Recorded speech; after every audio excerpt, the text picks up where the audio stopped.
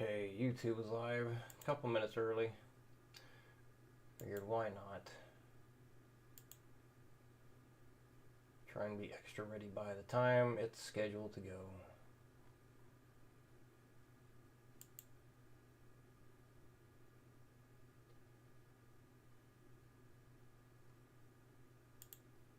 And I'm almost done getting all the platforms ready to go.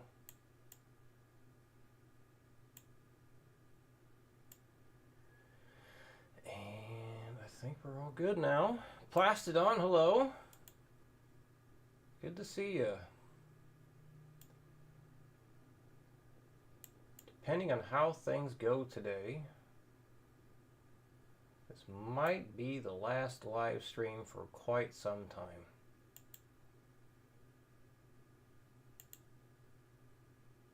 Hey, we got a couple people on Twitch. Hello. All right, and 3 viewers on Kick. Fantastic. All right.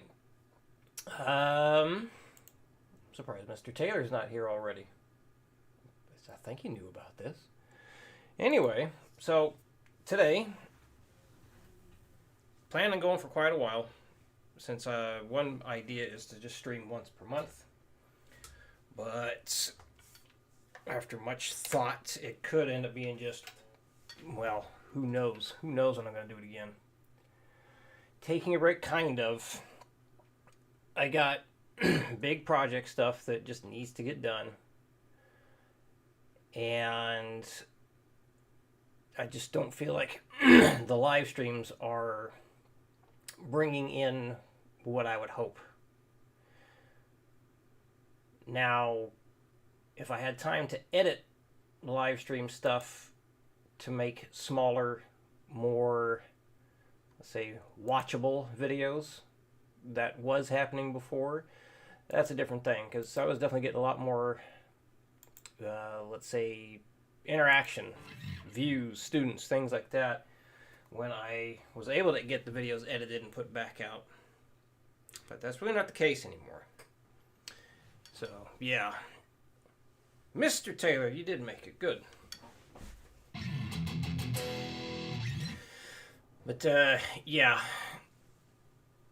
Just the energy to do, even just weekly streams on top of everything else I need to do. I just really need to get the big stuff done. And, hey, Deaf World. I was wondering if you'd be here. Oops, gotta mute that. I'm not doing too bad today. How are you doing, sir? Okay, that's muted. So the agenda today, start with some practice, and then thanks to, I got permission from Mr. Troy Grady to basically announce that I'm going to be doing this and ask people if they had any questions or suggestions that they'd like to see in the stream. And we do. We got a few questions to go through. So that's good. And who knows, maybe if this does go well, and like maybe on Troy's forum, there ends up being good response, more questions come in, then it could be worth continuing this. But I think once a month is going to be the max for a while until I finally get an introduction video put up on the website. That's been in the works for, I don't know, 3 months now. I basically just have been scripting it little by little. I finally filmed it. Now I've been recording little pieces of music to add in there to demonstrate stuff that gets taught. It's and as my schedule is now full with the one-on-one lessons, the better I do with getting students in, the worse it is for the time I need to get the bigger stuff done as well. So it's always trying to figure out how to balance this stuff. Dimitri, hello. Glad you could make it. Big news and update. Timing is improved. That's good. Still fluctuate. And my sweeping abilities picking up day by day. Very good. EPs are going to be released as demos this month. Well, that is very good news. I actually wanted to ask you, are you doubling your guitars when you record it? So this way you have a guitar on the right and a guitar on the left. All right, so gonna practice something I don't think I ever have. I just think it sounds neat, and I also thought this would be a good chance to show how practicing with the metronome the way that I do it can be beneficial. Because yes, eventually I'd like to be able to start doing at least practice 5 days a week and live stream it like I was trying to do there until it basically drove me crazy because it was too dang much. So this pattern, it's kind of a sweep. There's some sweeping involved in it. Let's see, how many times do I do this?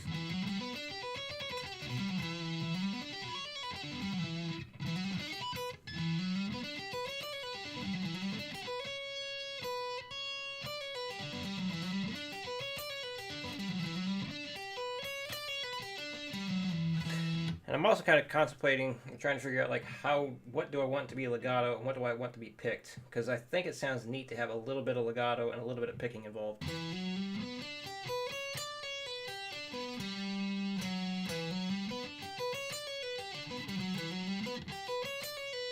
I think it's going to be that. So we're going to start with some hammer-ons there. And let's see.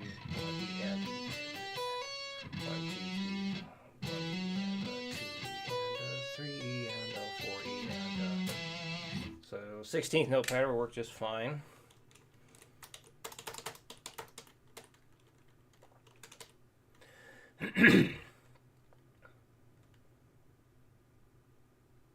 Yes, passed on to say content needs to be a lot of variety too. Yeah, having variety would be great. Well, one of these days, we'll see how things turn out, you know. Constantly trying to adapt and learn and keep trying to make better and better choices and all that good stuff.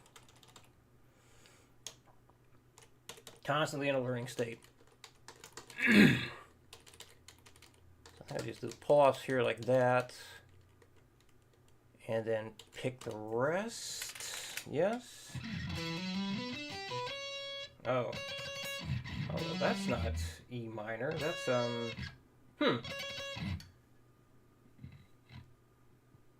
what would that be? This is in the key of D. Or B minor. I was wrong.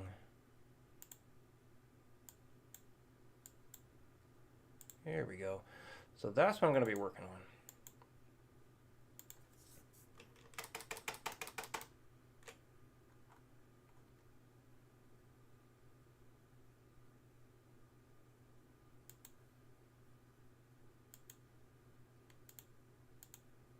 Hang on, I'm trying to get this, oh, that's why. Because I always have it like that. Okay. Let's see. Yes, using a PV-XXX sim in one pan. Okay, good. Yes, you can quad track, and that's actually something that I like to do. It just makes it sound a lot beefier, and it adds, I don't know. In a way, it can kind of get rid of or cover up, we'll call mistakes, because like instead of like doing like tons and tons of takes on the same track over and over again and making sure every single little thing is perfect there, you know, get like a good solid take with each of the 4 guitars, and then when you listen back to it, it all sounds really good.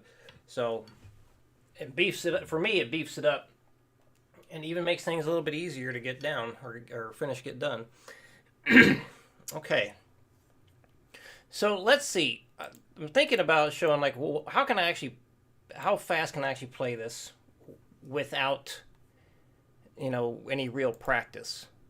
So what I'm going to do is something I've been having students do recently, and that is start with not going up in 5s to begin with, as I always talk about doing, but like maybe go up in 20s and just kind of find like, well, where can I get right now? Where is my actual current speed or current, what can I currently do really?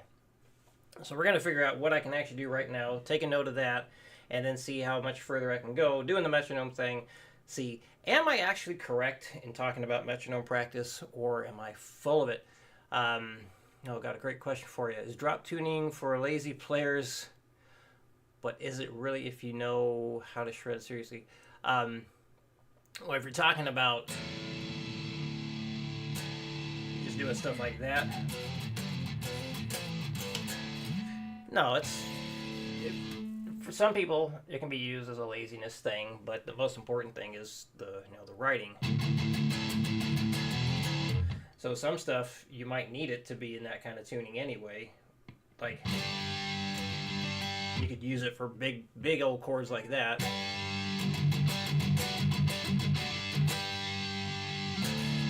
So it lends itself to different things, and it can make it certainly a lot easier to do fast power chord riffs that instead of doing stuff like that.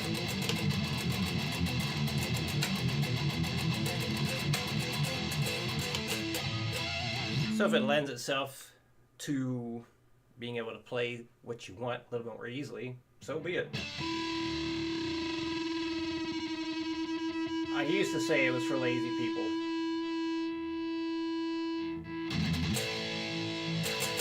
I used to say it was. But I had some serious issues. If you want to play drop two and just get a 7-string, well, you could do that, but it may not suit itself to the tuning of the song that you want to play.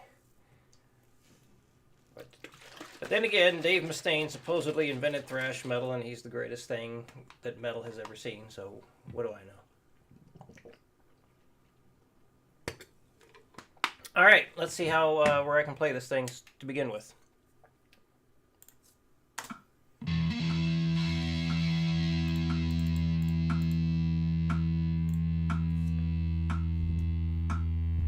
This microphone closer to the actual sound.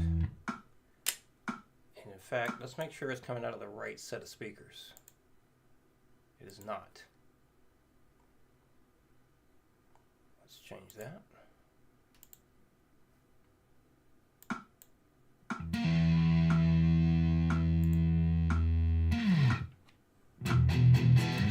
All right, so we are now set up. Let's see how fast I can play this to begin with.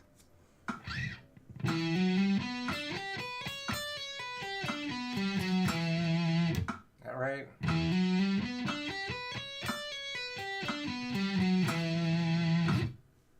All right, so I'm going to go up 20 at a time here.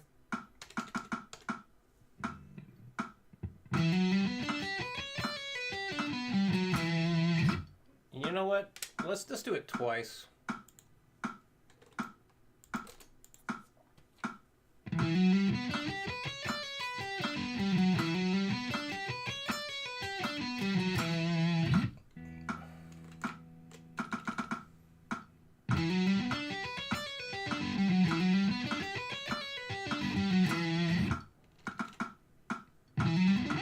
Oh boy.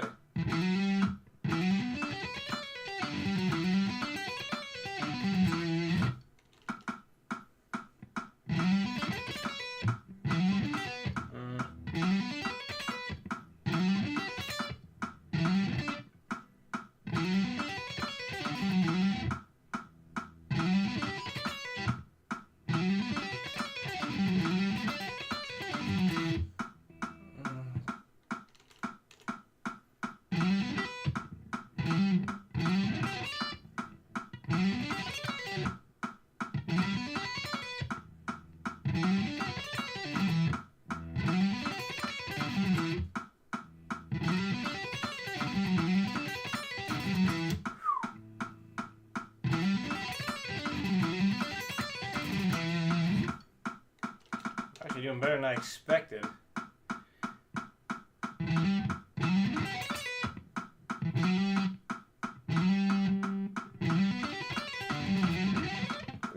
Okay, I think I might have finally reached it.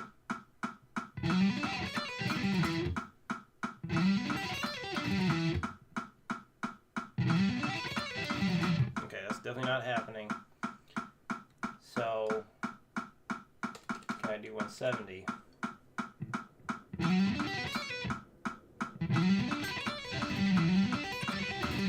Not very well. Oh my God. right, well, I did get the 160 pretty well. So what I reached was 160, so that's what I could do fairly well at the start. So now let's put the metronome method to the test and see if I'm full of shit or not. Deaf World says, I mean, I use all different tunings, just depends on what subgenre I use. Yeah, it really all depends on what music you're trying to do. Chris Mail, hello. Yeah, I'm not going to be playing any Rick Astley today. Tomo, hello there. This shape is mean due to the heavy use of 3/4. Oh yeah, it sounds so neat though. We're just like kind of messing around with it. It's like, that sounds cool. Let's see where I can get it. We'll start that. But then yeah, after this practice thing, I'll be getting to the questions on the Troy Grady forum, which is nice. Actually got some response.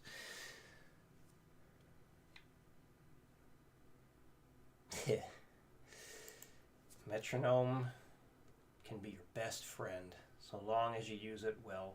Okay, so for those watching the archive thing as well, and that's going to tie into one of the questions I got on Troy's forum there.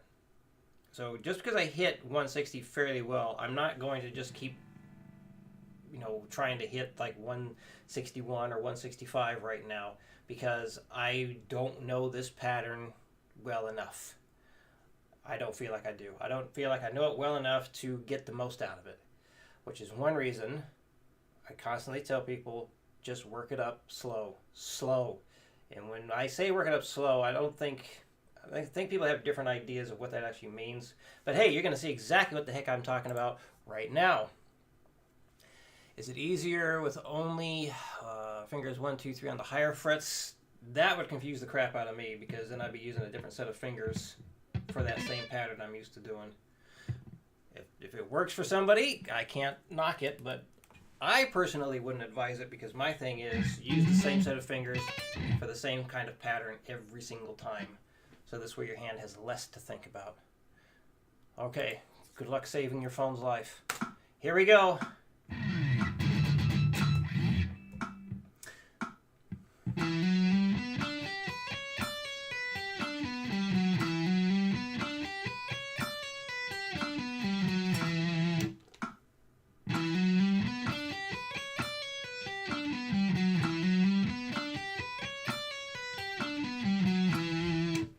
1 second. I need to remove my Fitbit from this ankle. I want my foot tapping to be counted as steps. Whoops.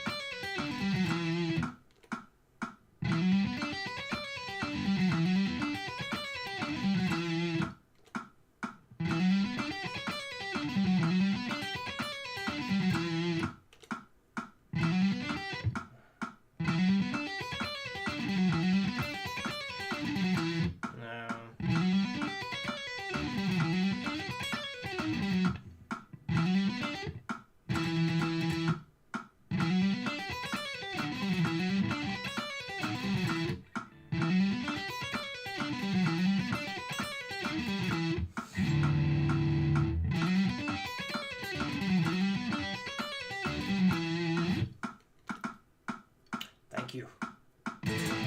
The Boss GT1000 is giving the tone. And the neck pickup. Just like the way it sounds with sweep picking.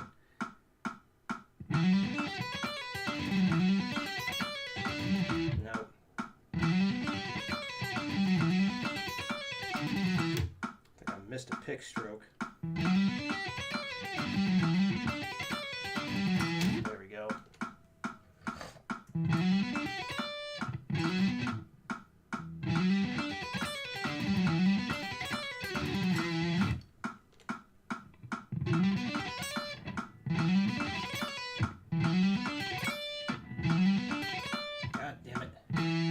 Alright, I'm going to do a little practice trick I like to do for something like this.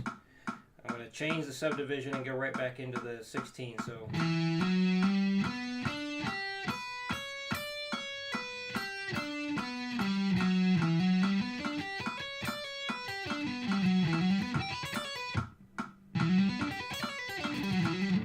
Damn it. Almost. There we go. Okay.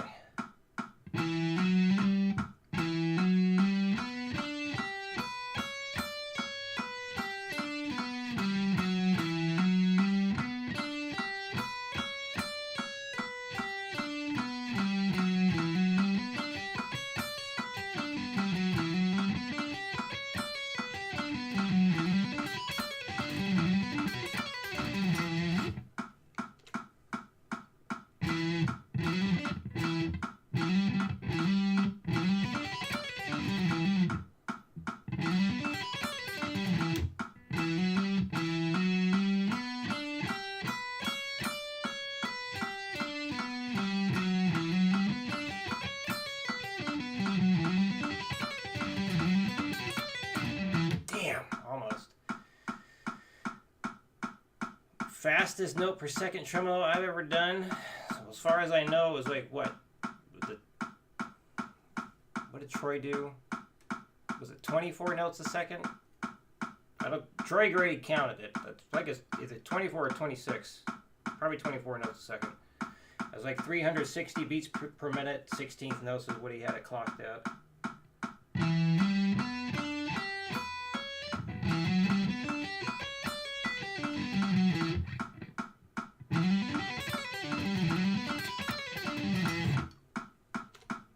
Back to the 160.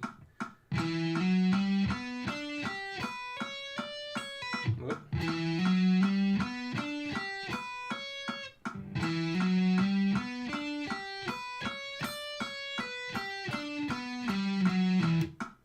Yeah, pick that part.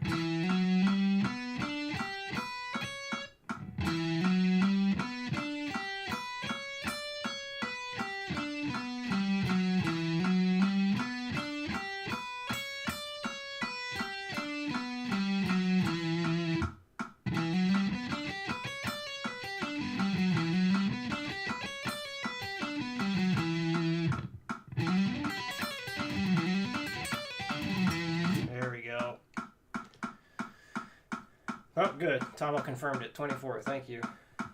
Be cool if it was 26, but 24 it is.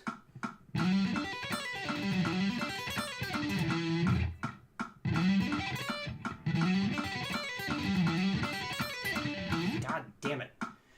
So I'm right back to where I was. Alright, let me just take a little bit of a small little break. Gotta get the pattern in my brain, in the nervous system.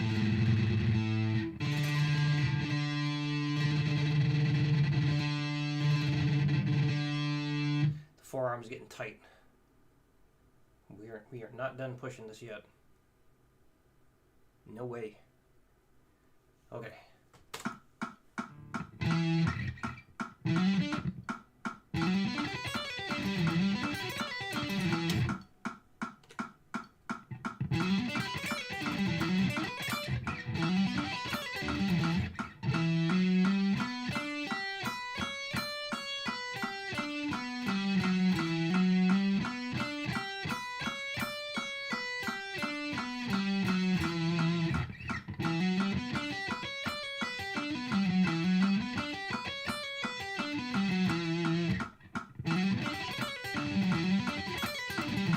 There it is. All right. Keep her going. Keep her going.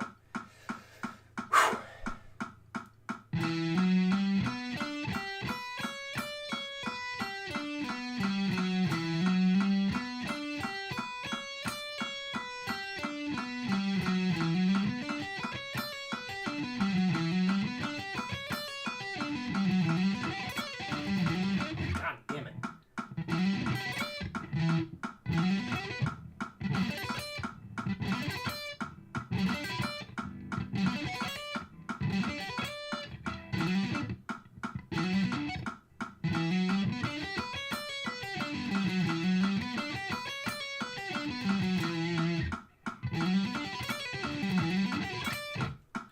Close.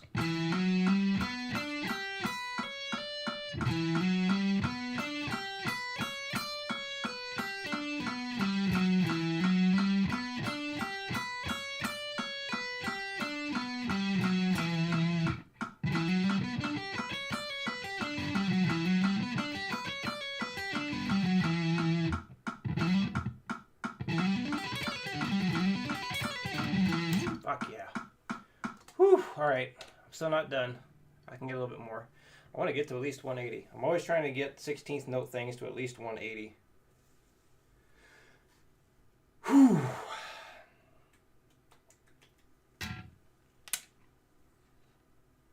It's freaking hot in this room.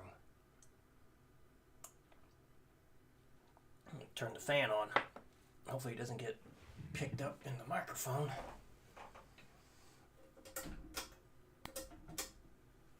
Or it's not too loud.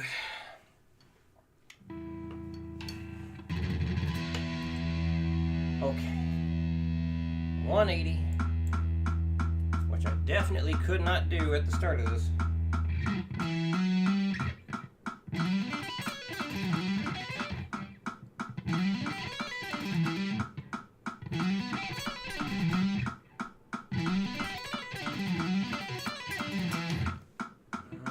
Close.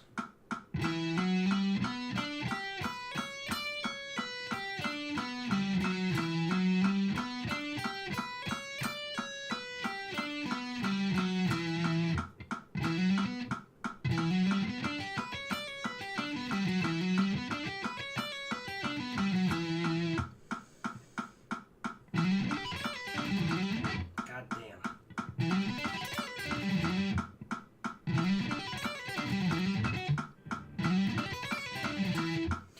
Just get singles for a moment.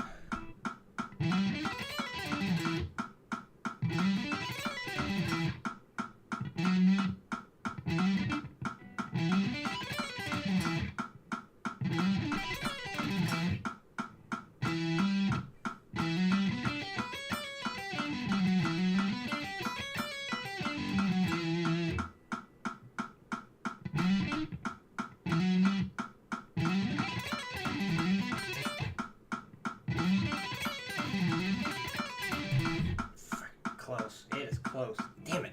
Damn it, damn it, damn it. Whew. Hardest part seems to be the transition from the pinky on the A string to the ring on the D. It's definitely tricky. I don't know what the hardest part is for me. I always say I'm not a good sweep picker.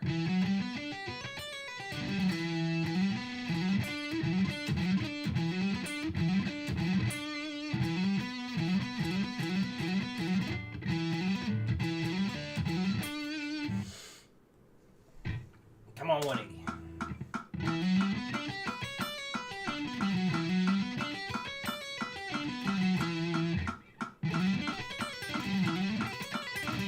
Thank you. Whew. Alright, I mean, that's a good place to stop. So, after pushing it, got to 180. From 160 to 180. Not terrible for the first practice session. And I would say, like, if I wanted to get this thing even further, I would not do it twice through to begin with. I would just do it once, maybe even break it down even further. Whoop. It's just like maybe take it from to there.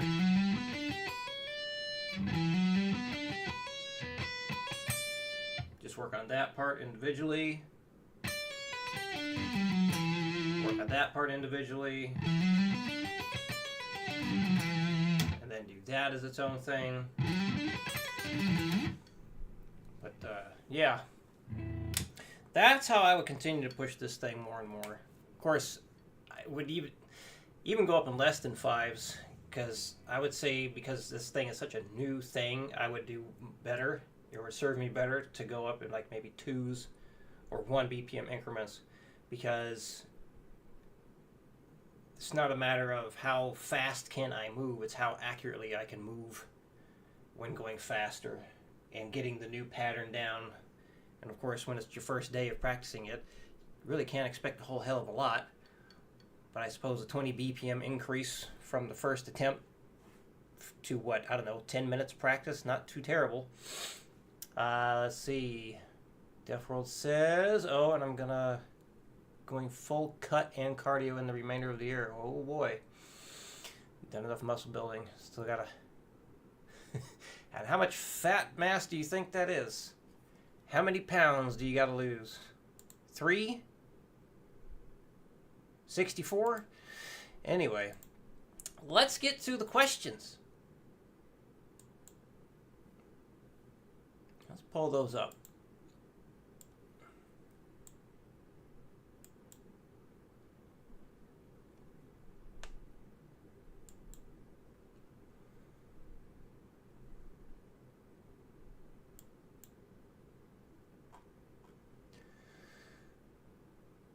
Okay, and let's change. Do a display capture here. And then, so we can see what the questions are we're talking about here.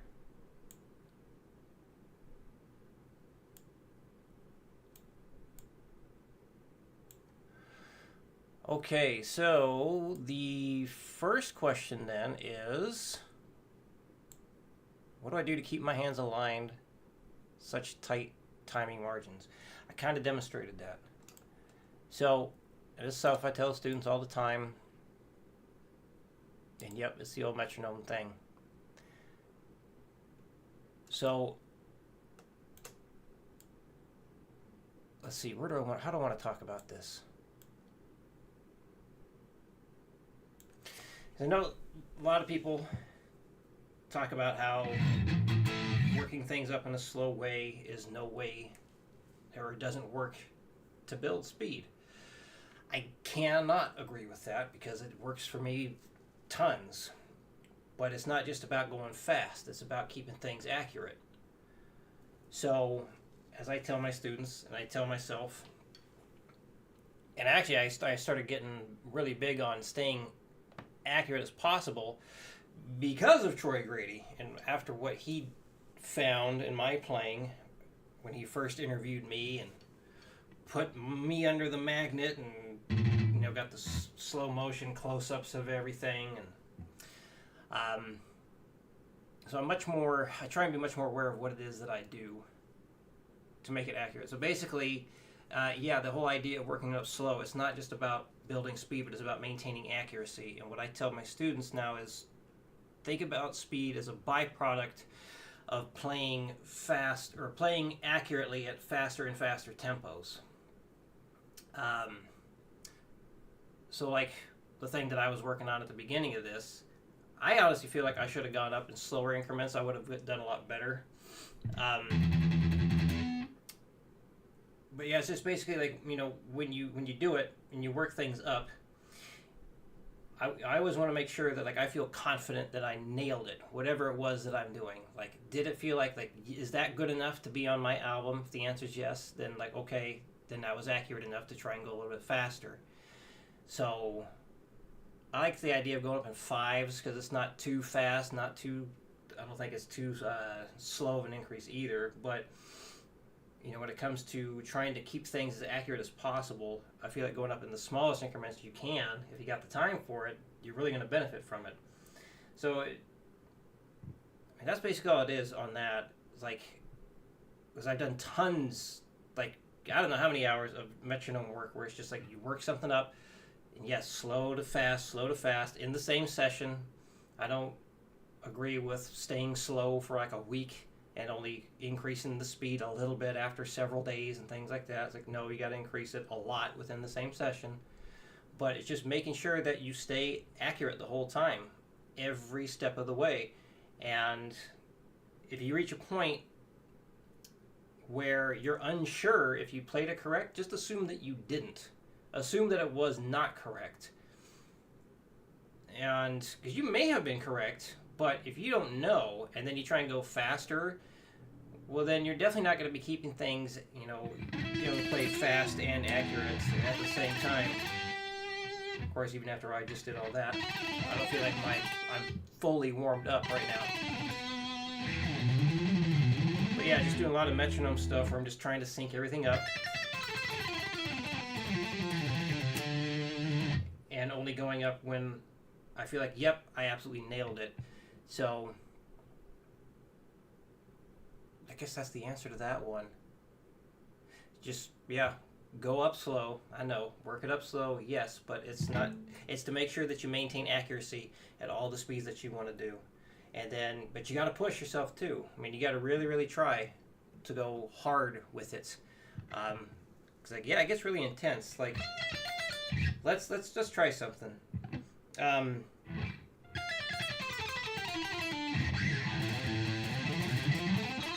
What do I want to do here?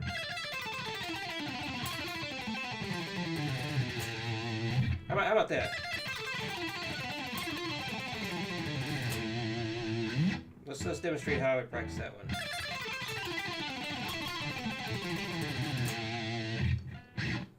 So I'm gonna start. I don't know what would that actually be. What might that tempo be?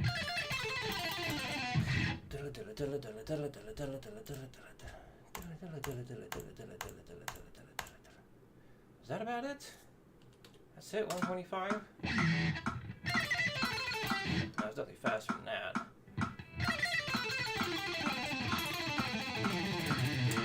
Something like that.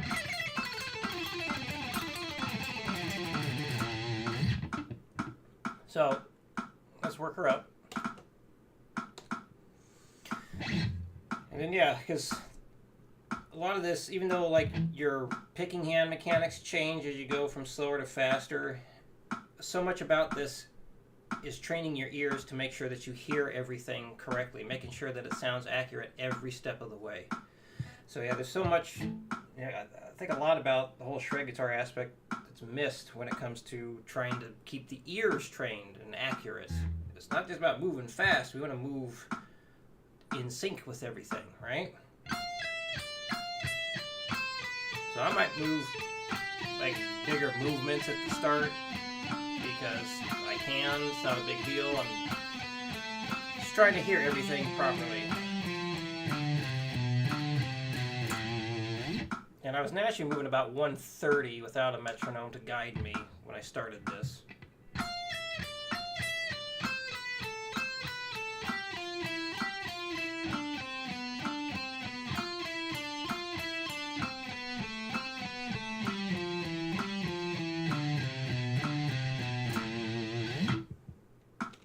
Again, training the ears here, making sure I hear everything well.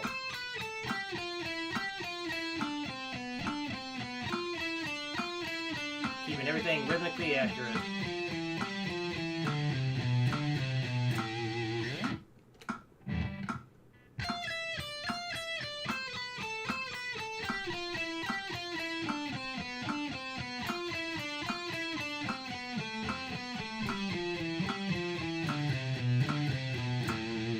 Not too concerned about movements right now. I just want it to sound correct.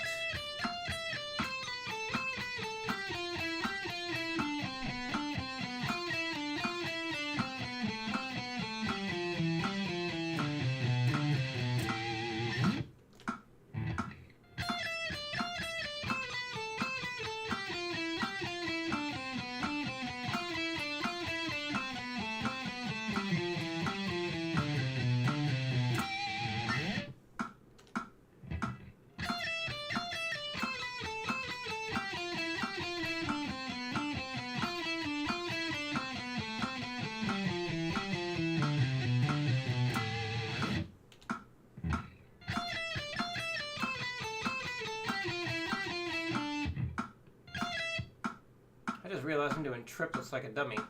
I was supposed to be doing 6 notes a click. Well, this is embarrassing. Here I am talking about being accurate. Well, I was playing 3 notes a click fine.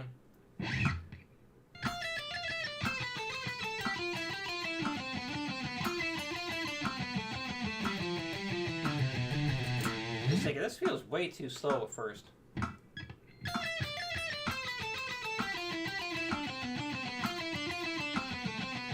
Same idea. And yeah, I went back down because I screwed it up and playing it properly. Not too worried about the motions yet. Just want to make sure getting an even 6 notes per click, not 3.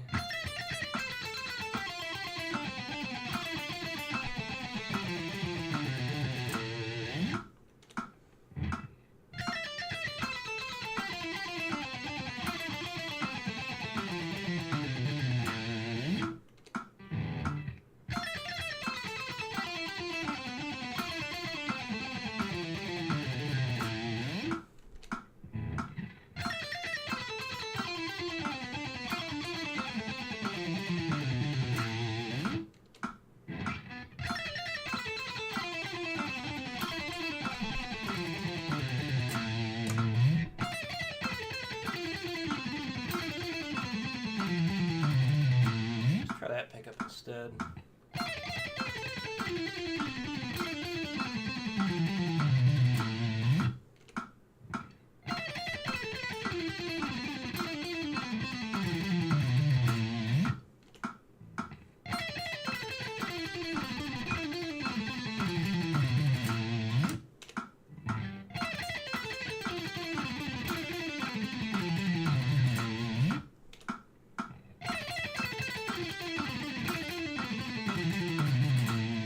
Alright, approaching that natural playing speed.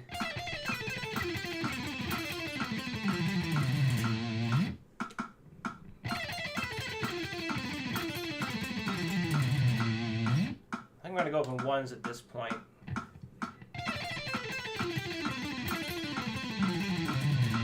So now I'm really having to pay attention to what my hand's doing.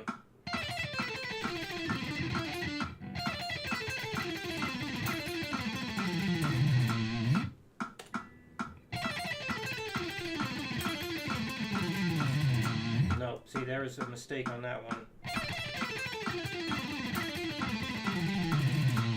I like that one.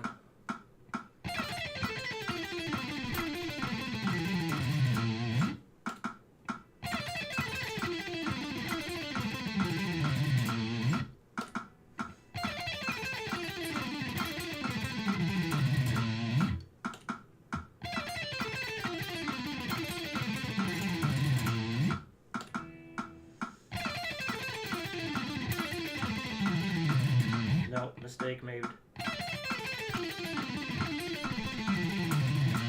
That's another big thing. Don't allow mistakes. If you make a mistake, you gotta fix it. You don't go on until it's correct.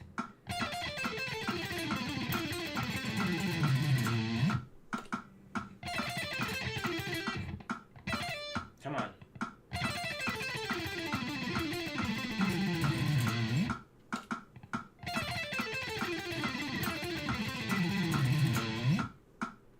Sometimes I feel like I gotta pick a bit more aggressive than I normally would.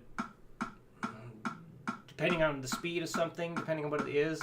Because sometimes I do consciously, make that choice to muscle through it because I want to hear those damn notes. So I don't think there's anything wrong with doing stuff like that. You can stay in a problem tempo for yourself until it becomes easier and smoother. But sometimes you gotta put a bit of effort into it to get what you want.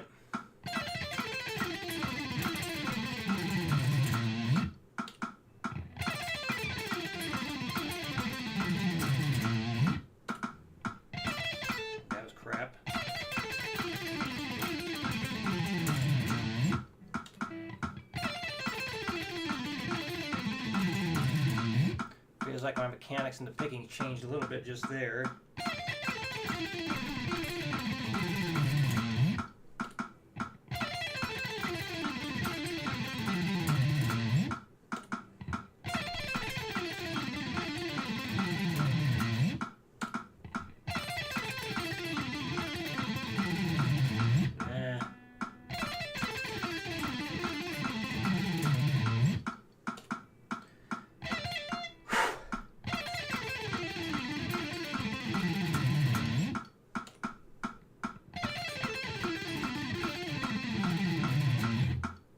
question that one.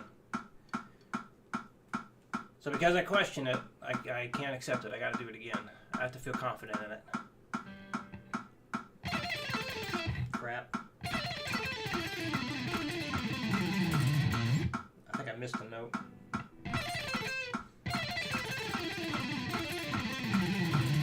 I like that one.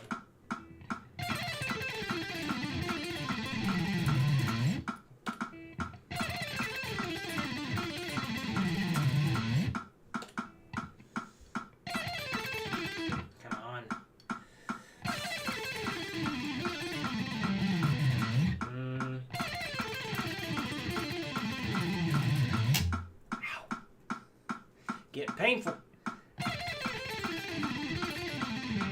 Come on, damn it. Alright, I like that one.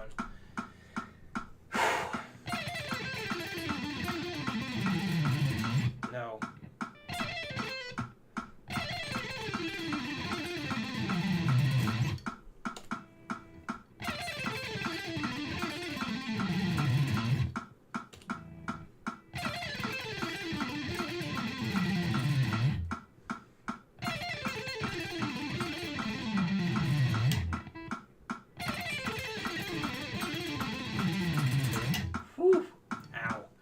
Alright, a little bit of a break there. So yeah, I like to push it until it literally hurts.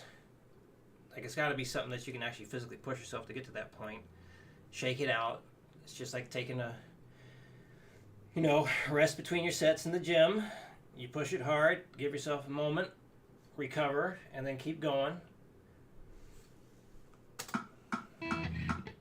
Something I also like to do at times like this is like play at half speed. Get my mind in the right state of mind. It gets me thinking about things well. Apparently I need to learn how to speak well. And doing a little chunking thing in the midst of this, that can also be a good thing to get your timing set. Here we go. There we go.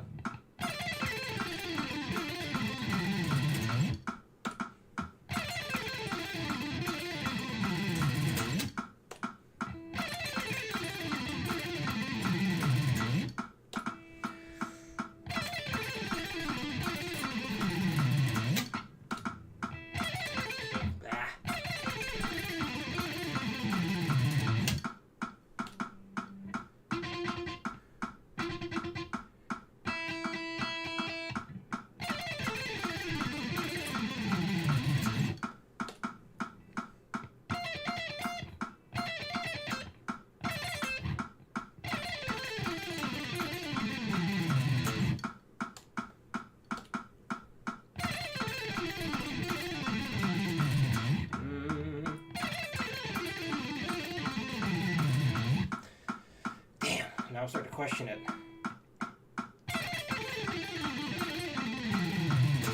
I like that one. Like, I'm really tensing up too. You see what I'm doing, like, with my shoulder right here? Because, like, now I am having to make more of an effort to really go at it.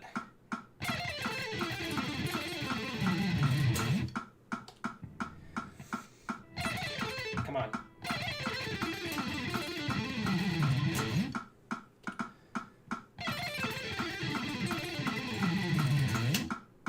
Maybe.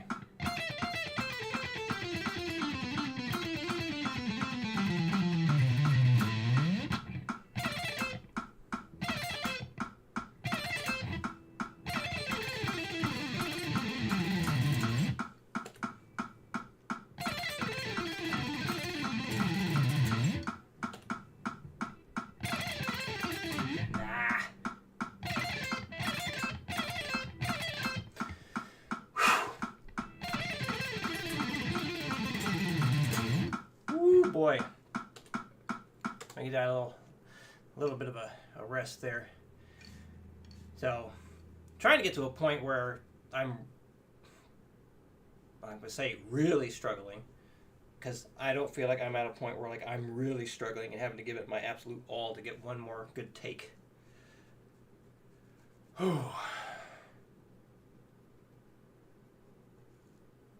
Veins in the forearms. Well, there you go. We can be vein brothers. Vein buddies. Yeah!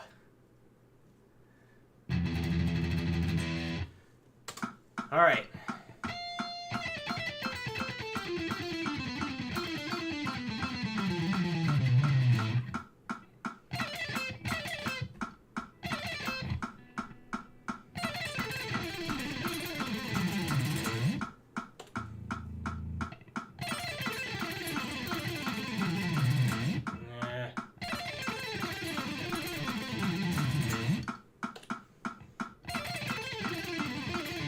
Damn it. Open D string happened there. Yeah, anytime you notice a mistake, you gotta try it again. Gotta try it again. You want to have your face melted, iMan, or iMax and V? I'm just gonna call you Max, iMax.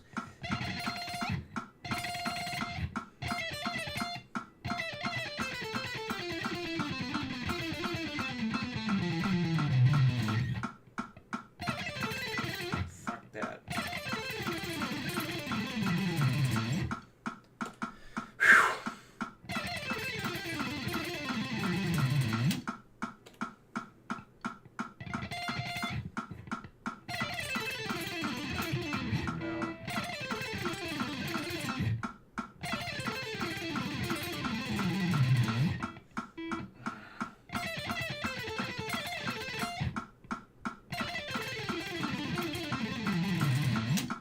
No.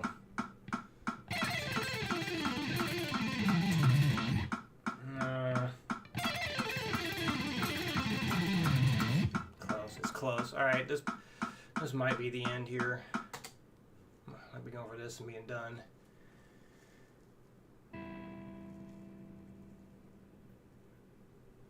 Sitting at work with your AirPods, trying to pass the last hour.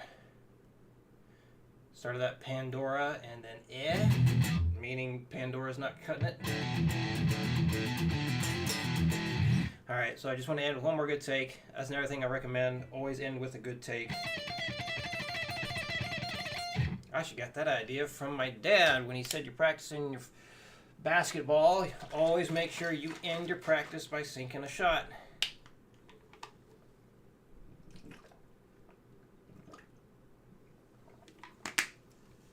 Alright, let's try this again.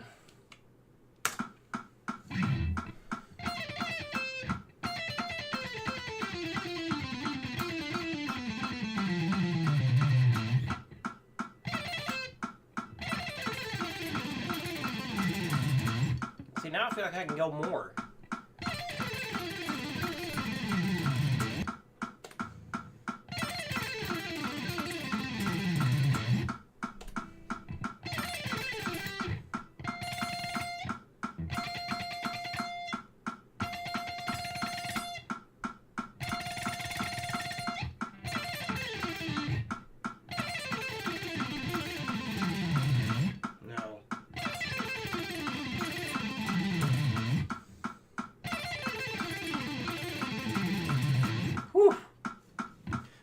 Well, I could keep trying to push it, but I hope that gets the point across in a decent enough answer. Basically, a ton of that, a ton of that, a ton of that, a ton of that. See? Gotta make the last shot. Exactly. There's the variety you were looking for. Me goofing up. Yeah. Just tons of metronome stuff. Work it up slow to remain accurate, and that's the big thing. So it's not just about trying to go faster when I preach the metronome work. It's about trying to maintain your accuracy, training your ear to make sure everything sounds good and accurate as you keep going higher. Next question is, how does your pick go, or how deep does your pick go when you hit the string? Not very deep. You know, I was going to have a special pick ready for this that was easier to see, and then I forgot to grab it. Oh, sorry. Let me quickly look over in a couple places I might have it. Even after we've been moved in here to the new place for a couple months now. Still don't know where everything is. Okay, I do not think I have. Nope, this will work. That's it. That's the pick.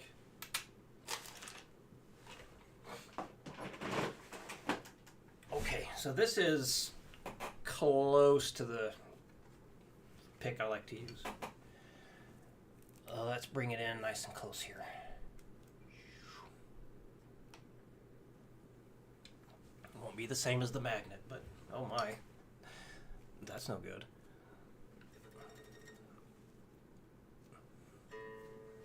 Hopefully this is enough here. So yeah, I try and have very little of the pick hit the string.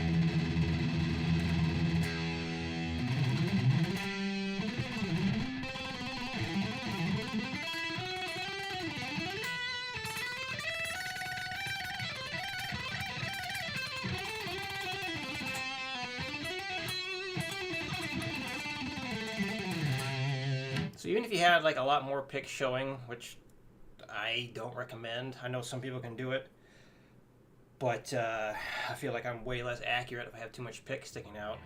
Even if I had this much pick showing, I wouldn't have it going really far into the string, because the further you dig into the string,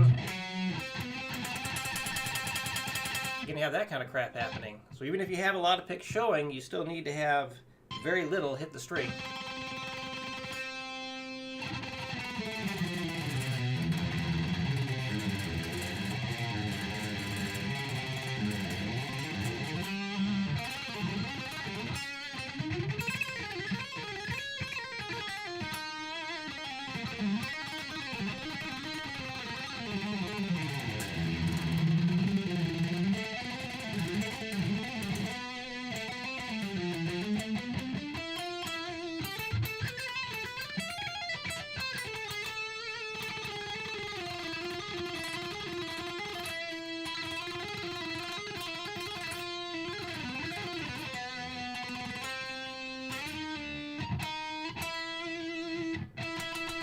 Yeah, very, very little. Just the tip there. And then with my usual pick, I just think it's a little bit harder to see there. But it is thicker. But it's all beveled. I really like beveled picks. For acoustic guitar, I use a flat pick. It just sounds better. But for the electric, man, beveled picks are super helpful. So yeah, very little pick touching the strings there. Very, very little. Oh, we started doing part-time vocal, Mr. Deaf World.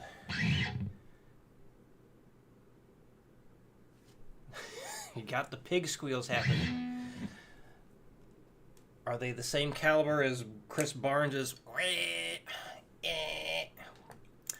Oh, Chris Barnes. And the infamous E's. How do I get good dynamics when I play so fast? What are you adjusting? I didn't even know I had dynamics. I don't adjust anything, really. Like, I just play. When I think dynamic, I'm thinking of like some stuff is like loud or quiet, but I think my stuff is pretty compressed, so I don't think there's a lot of dynamics happening in there anyway. So that's a question I can't really, I don't think I can answer well, because maybe there's a specific thing you've heard me do where you feel like there is dynamic to it. But yeah, it's just, I'm not trying to do anything specific. I might emphasize something like that, like part of a beat. That's really it. Just like hit something a little bit harder if I feel like it helps me feel something better or helps me lock into a rhythm. But that's all I got for that one. Look at that. We went from the first question to lots of stuff to talk about, including me playing the wrong subdivision, to a lot less talking to really little. Hot damn. No one to replicate what Chris Barnes did. I don't know what happened to that dude. Tomo, I don't know if you're still there. Dude, I don't know what the hell I played. Can't. We'll have to rewind it and learn it. So Tomo, he asked, and I said, already kind of replied, said it's going to be kind of disappointing. Like, what are the most important songs or riffs to get into metal rhythm guitar? Yeah, so my disappointing answer is, dude, I have no clue. I don't know. Like, this is kind of like when people ask me, what song should I learn? My thing is always, whatever you'd like. Joe, over on the Twitch. Hello, sir. Good to see you. Yeah, I always have a hard time with that because, like, there's just too much. There's too many things out there, and you can get...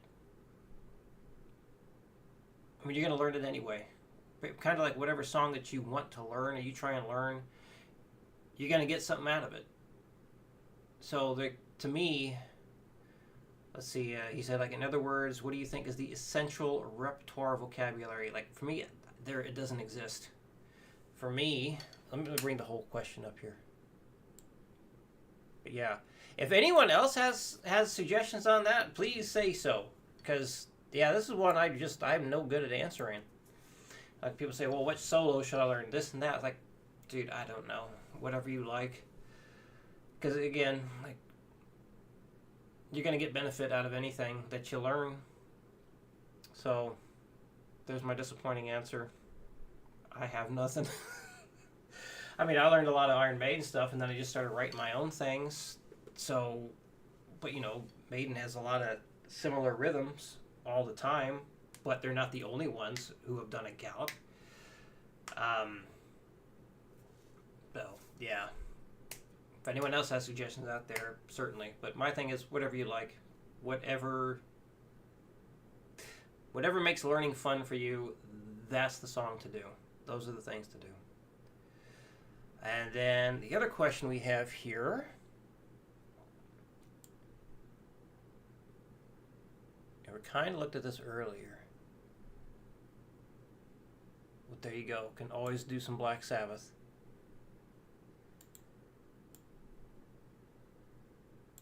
So the question is, let's say you have an 8-bar 16th note run that you can play cleanly and relaxed at 180 beats per minute. Let's say you want to be able to play cleanly and relaxed at 200 beats per minute. How exactly would you go about accomplishing this? So, those who know me probably already know the answer to that. And that's just be able to play it at 181.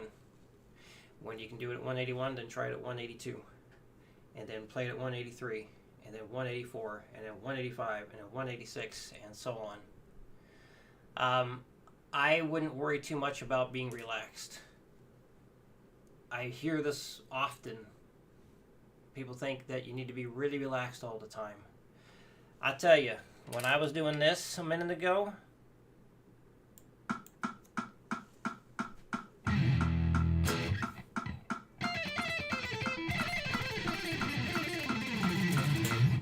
God, I feel like I can keep going now.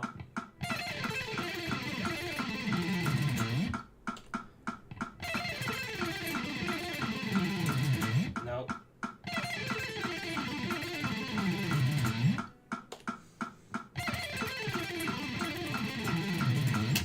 Yeah, that was a shit last note. I am not relaxed. No, I am not. I am putting some real grit and effort into that.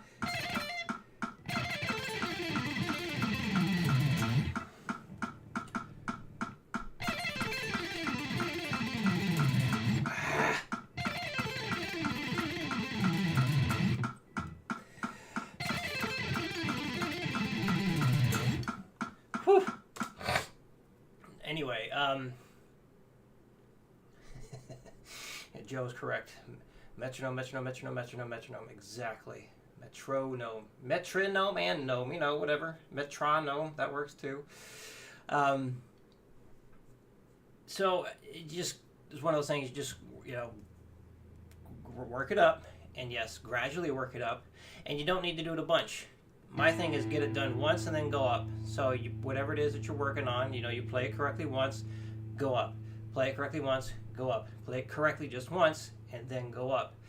And then, so if 200 is your goal, obviously make sure you can play it correctly at the 200. And that's the most important thing, is like, did it sound correct to you? Now, I would advise taking it further than that. If your goal is to feel relaxed, or to how about we reword that to maybe be something like, play it at 200 beats per minute and have it feel effortless. How about maybe that makes more sense, or maybe that's what you mean. Try being able to play it at 210. Try playing it at 220. Because if you can play it faster than your goal speed, that goal speed is going to be much easier to maintain. So like the speed I was just playing there, I'm not going to play that without getting fully warmed up into it. Hell no. That's definitely pushing maximum speed right there for me. Absolutely pushing max speed right there.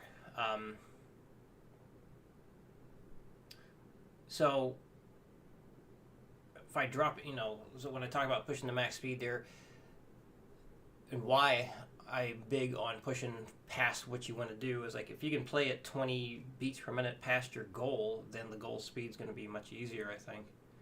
So, yeah, aim for like 10 or 20 beats per minute past your goal, and work that up slow too. Like, slowly work it up. And what I mean slowly is do small increments. I think some people, when they hear work it up slowly, that means they're just going to stay at a slow tempo for a week and only increase it a few beats per minute each week. That is a terrible idea. Do not do that. You need to increase your speed a lot in the same practice session.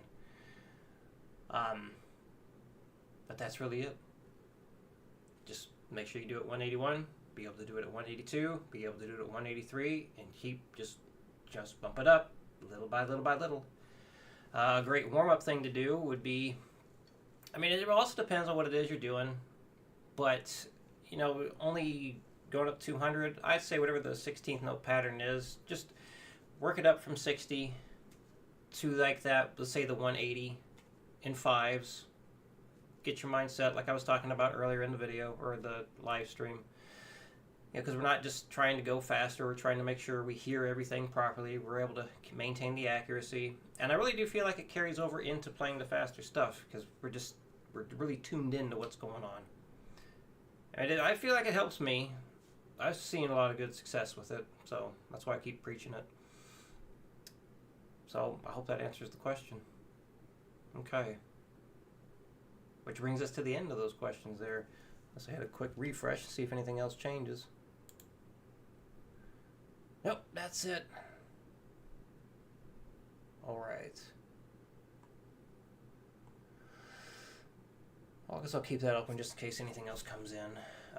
Any big events or anything coming up? Well, family and I are going to see Iron Maiden on Tuesday. That's a big event. And isn't NAMM in a few months? I have no idea. Is NAMM in North California? It is in California. I've never been. I don't know if I'll ever go. Yes. Any kind of metronome, as long as it keeps the beat. Oh yeah. Very fun live. It's gonna be playing stuff off two favorite albums of mine. Boy, it's gonna be one hell of an event for me. Still waiting to see if I got picked for that first to the barrier entry. Got to do that for Denver, but we're seeing him in LA, so I don't know. Dimitri asks, what is my opinion on metronome practice with the accent on the first click? I don't like it because I don't want to wait for the thing to cycle back around. But if it helps you, that's totally fine too. I know some people just really like to hear that, which isn't bad. Not bad at all. But yeah, like if I'm doing something, and I make my mistake and I need to start over again, I don't want to wait for the things to cycle back around to that accent thing. I also don't want to have to worry about where that accent is. I just want to hear that click. So that's why I always have my metronome in 1/4, so I can just keep going. You know, and of course, Maiden's already announced that another world tour is starting next year. I think, man, I don't know how the hell they can keep doing all that. I might have to get seats for the next one. Like, I'm standing up that long for concerts, man. That's exhausting. But I got to do it for Maiden again. If I get the chance of being right up against the front of the stage once again, this would be like the 4th time, right up against the stage. I mean, once you do that, it's hard to go back. It's hard to go to a show if you're not up against the stage again. When you've experienced that, it's completely different. Being up against the stage for your absolute all-time favorite band versus being in seats further away. It's so different. Joe gets seats for all shows. Yeah, I can see why. But I see if they had like a VIP section for those that need to sit down, like right up front stage, then there you go. They had that at Red Rocks. And that's the only reason I was only in the second row for a Norah Jones concert. Because, well, I didn't need the handicap seating. But second row was good enough. That was amazing too. Alright. Well, any questions people have throughout this, definitely let me know. But it's time to start watching other people's stuff. Doing the old clout chasing, but there's going to be plenty of videos on there, I think, this time that they're not big names. I'm sorry, Plastodon, but Bernth got me with one of his titles, talking about going from 90 to 300 beats per minute in 9 days, so I gotta watch it. I gotta see what it's about. But there's mostly non-Bernth related things.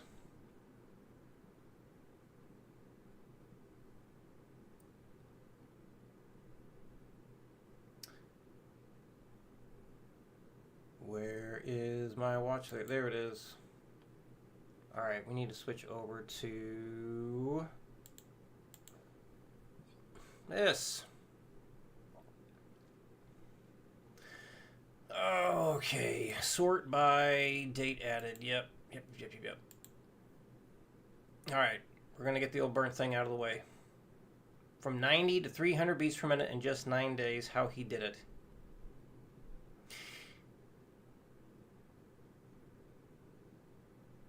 Now, this might be one of the last Bernth things I even watch, because the clickbait stuff, I'm rather tired of it. And I don't think it's really adding a whole lot of value to anything anymore. Go on with that. Maybe I'm just sick of it. Now, maybe if I had like a bunch of positive response to these things, perhaps if I had the videos edited and put back out, that would change my mind. But, you know, again, this very well could be the last stream for a long time. Joe, 9 days, lots of question marks. Practiced for 20 years before we started. Oh, that's probably going to help. But let's see if this is actually legit advice or if it's really gimmicky and all that crap. Here, I'll do my little disclaimer thing. I don't think I'm going to read through it anymore, though.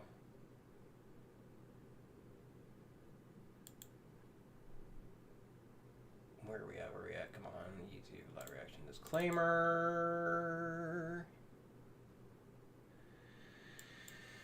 Yeah, this feels like one of those fitness things where it's like, yeah, well, let's find out. All right, here we go. So, these live reaction videos are never done with the intent to tear anyone down, even though I'm sure many people still think I'm being a jerk. In these types of videos, we see if we agree, disagree, and what I can add to the conversation to further help people get better at guitar. Is this coattail riding and clout chasing? Absolutely! If doing this helps me reach more people and grow the channel, damn it, I'm going to do it. Especially when it comes to stuff that seems like wild-ass claims.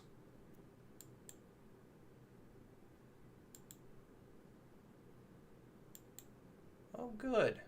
There's no sound. Why is there no sound? That's concerning.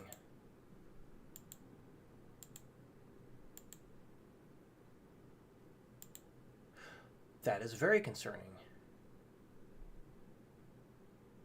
Because I need sound. I mean, we just heard the metronome going. Okay. What if I did it in another browser? Would that help?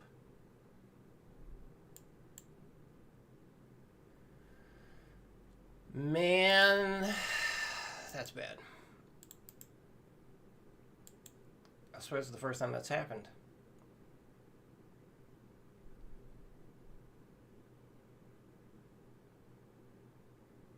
Come on, load up.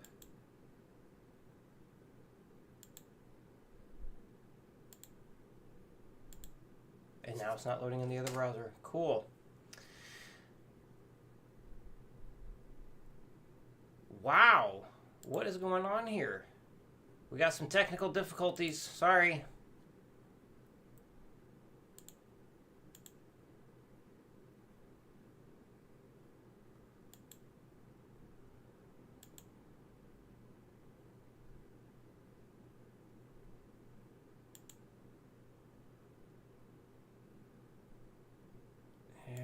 Yeah. Go.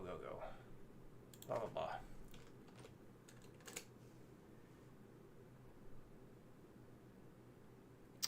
Would you just sign in? Okay, so that's not playing anything either. Alright, let's try this. Sorry. I think I have an idea what might work.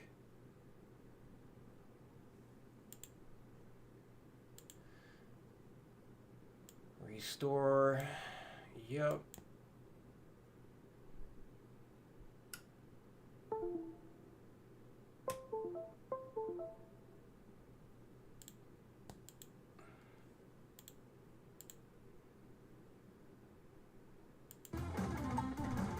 Shortest amount of time humanly possible. Because in this video I want to... Oh my god, and things are freaking out on me. Jesus Christ. Okay. We're slowly getting back to where it needs to be. Holy crap.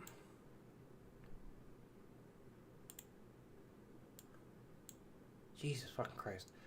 Alright. Well, I'm not redoing that disclaimer thing. That's it. We're stuck with this. So, this is the first time watching this video. I am definitely familiar with Bernth. Not Bernth, it's Bernth. It's the Guantanamo Tuckers. They hacked my account, yes. Or hacked me. Jesus.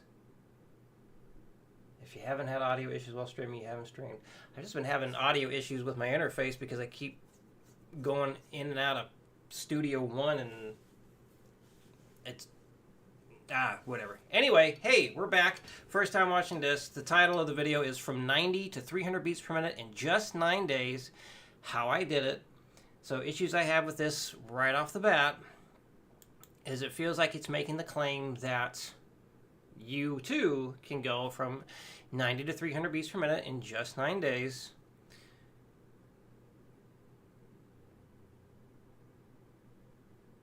If I was stuck on something at 90 beats per minute, and that was like a true maximum speed, there is no way in hell I'm going to be able to play it at 300 beats per minute 9 days later. I don't see that being a possibility. But I'm not Bernth, so maybe that's the problem. So here we go. Let's see what this is all about. In this video I will show you how you can take your picking speed from this. Well, that's 60 beats per minute, not 90. All the way to this. In the shortest amount of time humanly possible. Because in this video I want to reveal my 5-step method for building extreme guitar speed. So if you watch this video until the end and you follow each one of those 5 steps in order, you can easily take your picking technique all the way to 300 beats per minute, as I will demonstrate at the end. Okay, that's a lie. Just because you follow these 5 steps does not mean you yourself can easily take your picking speed to 300 beats per minute. I have a lot of issues with that. No. There is no guarantee you can easily... Okay. Nope. Well, let's find out. End of this video. For now, let's get started with step number 1. So what most players either neglect or simply don't realize when it comes to building speed is that your picking hand and your picking technique needs to be very relaxed. No, it doesn't. See, I talked about that earlier. People going on and on about it has to be really relaxed, really relaxed. So let me ask you this. Can you sprint relaxed? Can you sprint with nice relaxed legs? No. So why is it with shred guitar, people act like you have to have wet noodle arms and you have to be like, oh, this is nothing. This is so effortless. No. It is perfectly fine to put some goddamn effort and grit into doing this. In fact, recently, like less than a month ago, I think, maybe a month ago, a newer student, he did hear about me through cracking the code of, so thank you, Troy. But he was of the same impression where he has to be like super relaxed and all this, and he was too relaxed, and his pick was like flopping when he was trying to play at a treble tempo for him. And I told him, like, if anything, you're too relaxed. I said, stiffen up, tighten up. And he did stiffen up. He put some muscle into it, and he played the thing he was trying to play.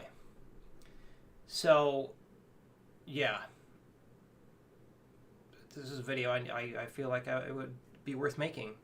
Stop trying to play relaxed all the time. You do not need to be a wet noodle when you play. It's okay and sometimes quite necessary to frickin' push. Again, like the speed I was doing here.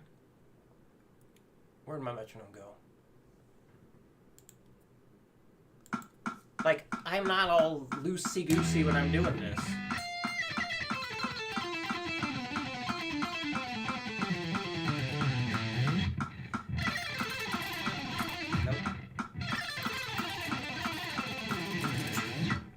That's not relaxed. That's real effort.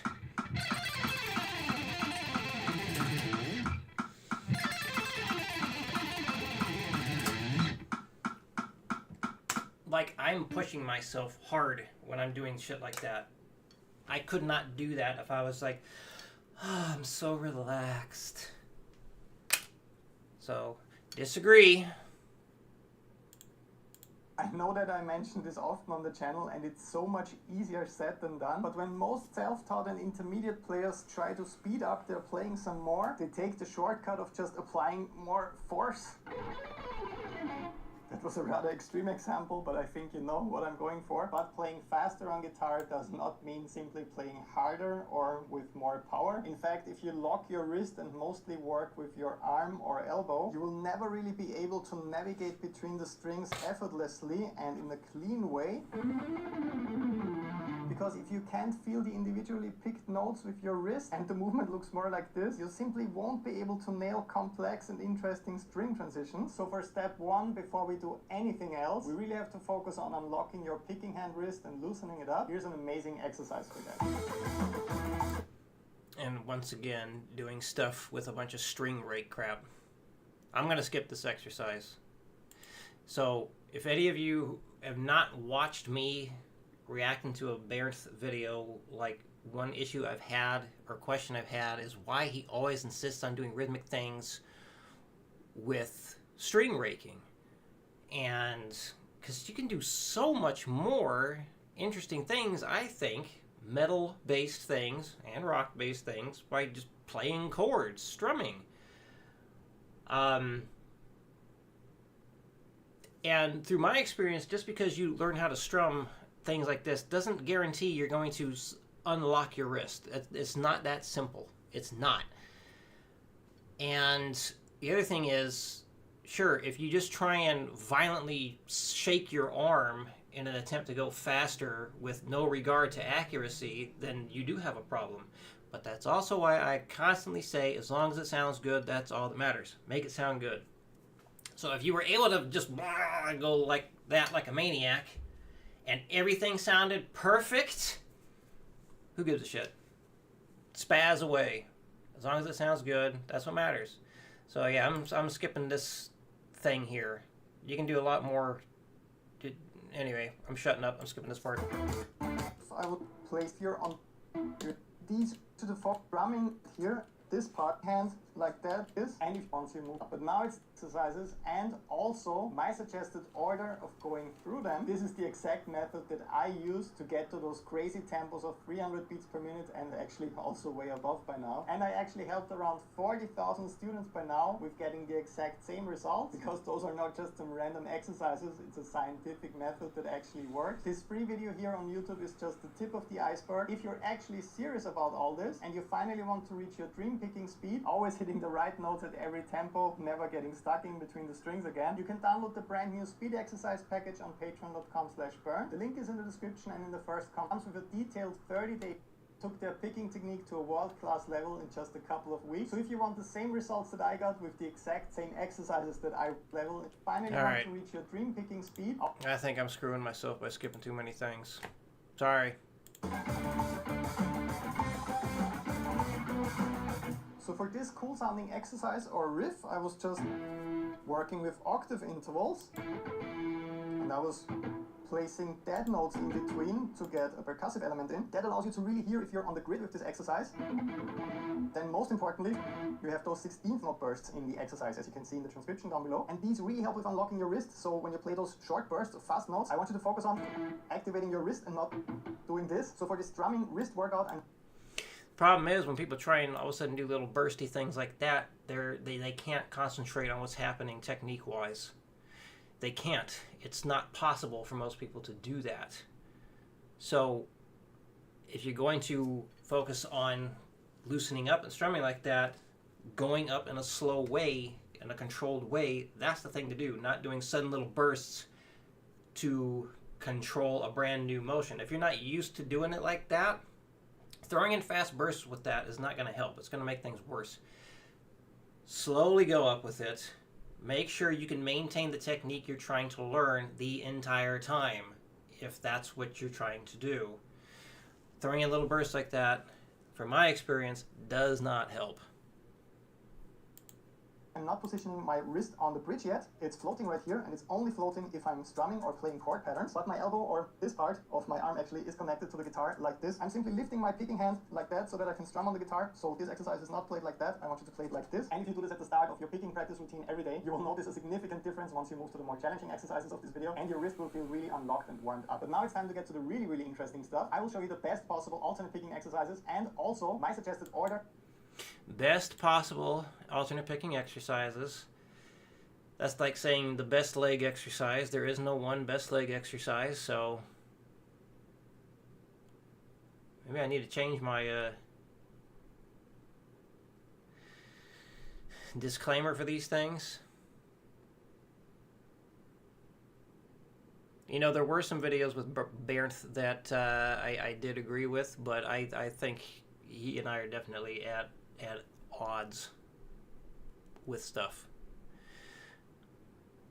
So any Bernd fans out there, sorry, but I do not agree with him on a lot of things now, and claiming that these are the best things, fuck that. Of going through them. This is the exact method that I use to get to those crazy tempos of 300 beats per minute, and actually also way above by now. And I actually helped around 40,000 students by now with getting the exact same results, because those are not just some random exercises. So what's the proof that he actually helped 40,000 students get the exact same results? Did he actually see 40,000 students turn in said results? Just because you had 40,000 people sign up for Patreon does not mean that 40,000 people got the same results. So I got problems with that. It's a scientific method that actually works. This free video here on YouTube is just the tip of the iceberg. If you're actually serious about all this, and you finally want to reach your dream picking speed, always hitting the right notes at every tempo, never getting stuck in between the strings again, you can download the brand new... How to play relaxed and fast. Take muscle relaxers, drink energy drinks, and go. We got PEDs in guitar playing. Speed exercise package on patreon.com/burn. The link is in the description and in the first comment down below. Over there you also get access to my 30-day alternate picking masterclass, which comes with a detailed 30-day practice plan. As I mentioned, over 40,000 happy students completed this program already. And are they happy? Did they tell you they're happy? All 40,000 students completed that and told you that they're happy. Don't fucking lie. took their picking technique to a world-class level in just a couple of weeks. So if you want the same results that I got with the exact same exercises that I worked on, just click the link down below, patreon.com/burnt. Join today. I'm waiting for you inside, but for now, let's continue with the next exercise. So the next mistake that so many guitar players make when it comes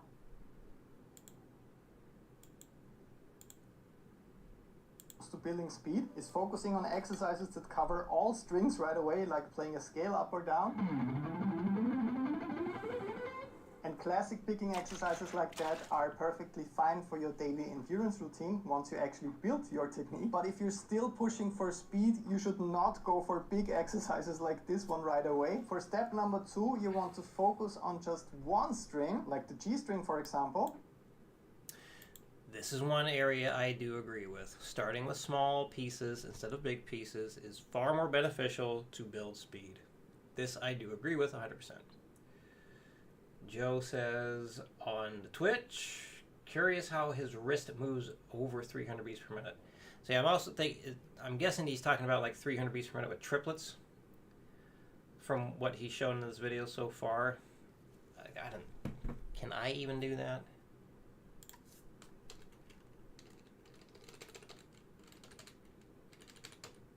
What am I doing? Only supposed wrist.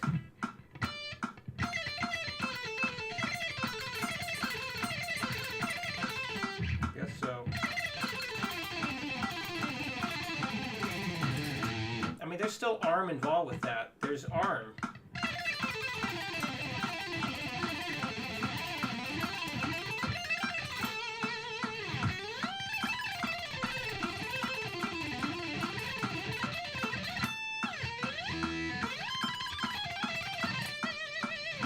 So, is there wrist movement for me? Sure. Is it only wrist? Of course not.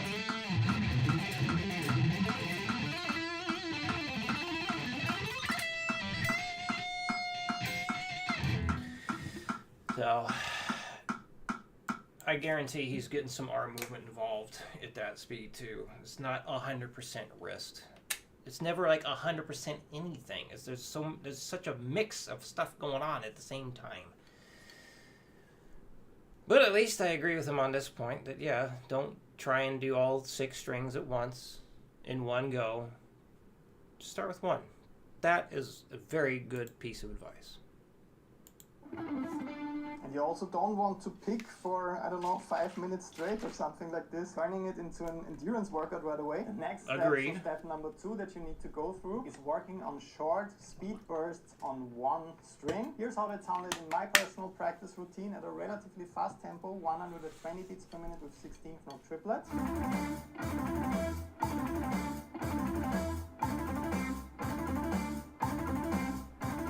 Now, if you can't play at this tempo yet, I have some good news for you. I still want you to try, because we're talking about building speed here. So in your personal practice routine, it does not and should not sound like this right from the start. If you subscribe to this channel, you know that I definitely don't recommend taking an exercise like this, starting very, very slow and then just speeding it up by 1 BPM each day or something like that.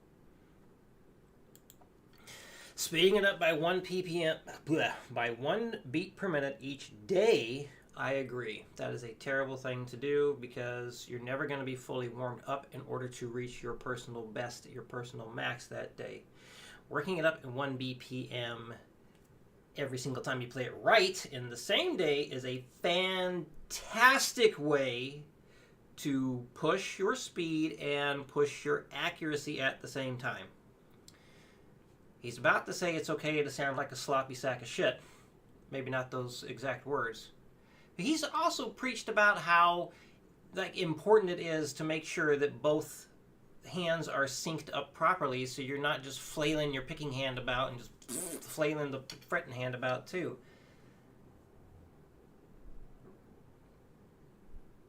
Practice makes permanent. So only perfect practice makes perfect. If you practice sounding sloppy, you're only going to get better at being sloppy.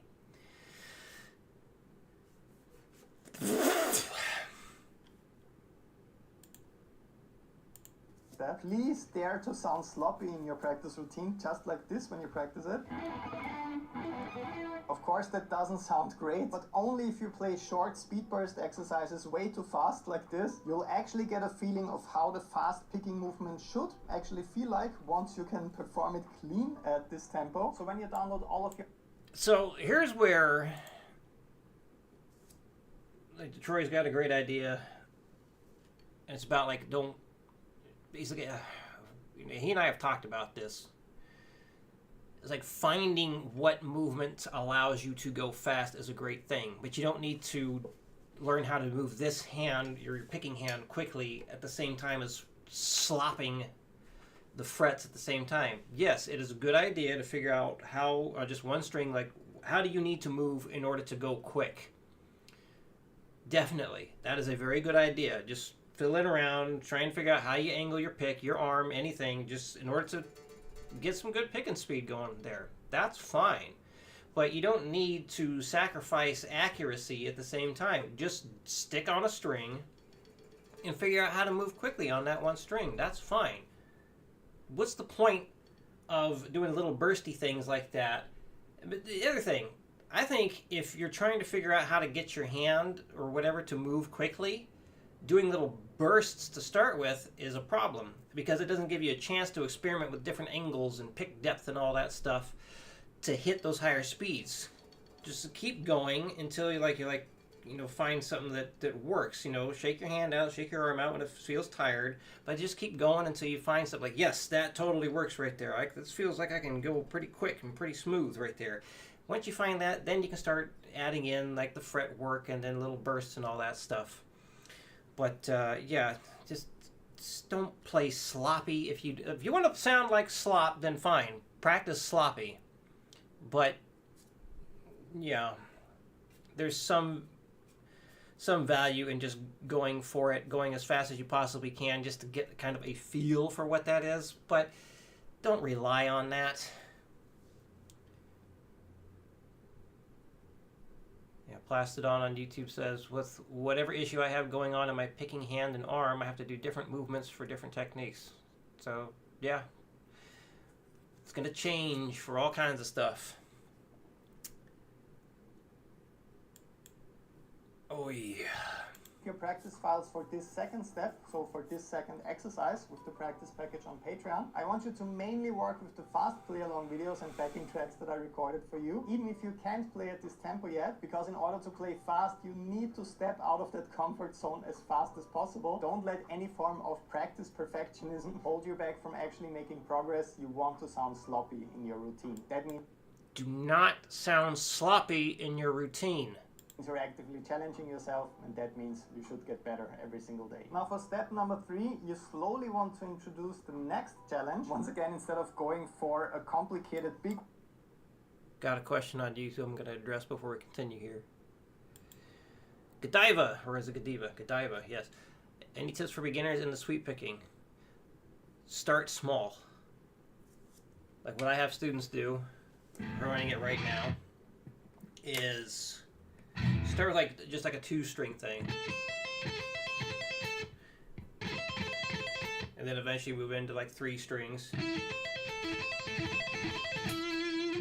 And then 4-string just feels awkward. I feel it's easier to do the 5. You just kind of keep building into bigger and bigger shapes. But another thing that I think is good is here I am going against what Mr. Burns has to say.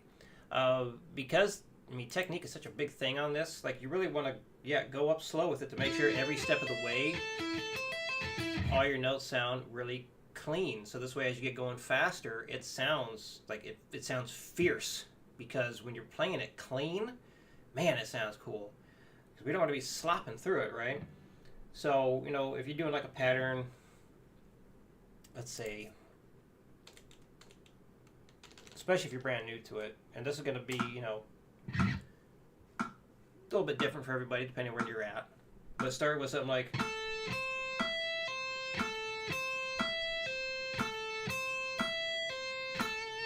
I think it's great, and then you work that up. So every time you play that correctly, you just go up 5 beats per minute until you can't go any further. And then once you get it up to, like, I say at least 240 with that. Certainly go faster if you can. But you could like start pushing that with 16th notes if you wanted.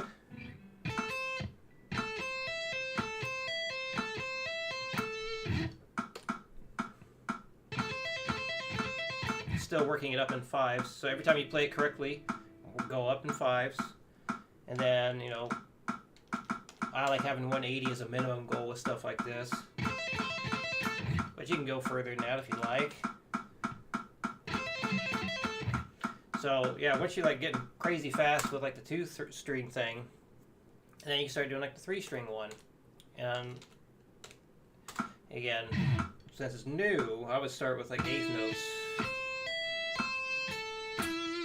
And even something just like that, just one time through. Because if you want to get really fast with it, I think just doing once through is a great idea. And then work up the 8th note way to at least 240. And at that point, because of the amount of notes here, I think triplets is a great thing to go to next.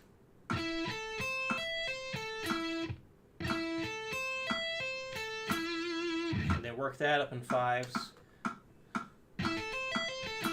Just one time through is plenty. And then, you know, I can start doing like 2 times through once you've like gone crazy fast with just 1 time through. And then like 3 times. 1, 2, 3. And then 4. 1, 2, 3. Then eventually, you know, work on other shapes and then like do them together. Like go from like a major to a minor or whatever. So yeah, just slowly build the thing up, making sure it stays accurate the whole way through. You don't want any excess string noise happening. You don't want any like accidental pull-offs happening, because like when you're letting go of the string, it can be easy to have the open string ring out. We don't want that. So you got to keep it accurate. Just do little small things. Take the small short thing, get that really, really fast, and then add a little bit more, add a little bit more. So nice small steps, and they can really go a long way with that. Back to the video. Workout like playing a full scale all over the neck across all strings. You will just introduce the next challenge, which is string transitioning. For the next speed burst exercise, we're just gonna introduce one string transitioning challenge. So we will have Wasn't that one 2? note on the G string that you have to play repeatedly, while the rest of the notes are located on the D string. So you have to jump between these strings a bit.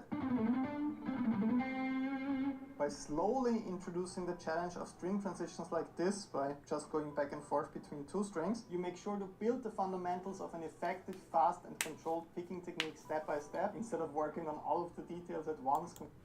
So you can't work on controlled picking if you're just trying to be sloppy. If you advise people to not worry about accuracy and play sloppily, you cannot expect them to also have controlled picking. You cannot have both. In Godiva, you are welcome. Yeah. It's either you're working on playing controlled or you're playing sloppy. You can't have it both ways. Completely overwhelming yourself. So for step number 3, introducing string transitions, I want you to work on this really cool sounding speed burst exercise. Check it out.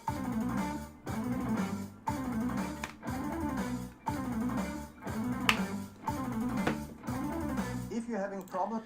So even like something like that, like I am all for just doing small little things, like working on adding one change.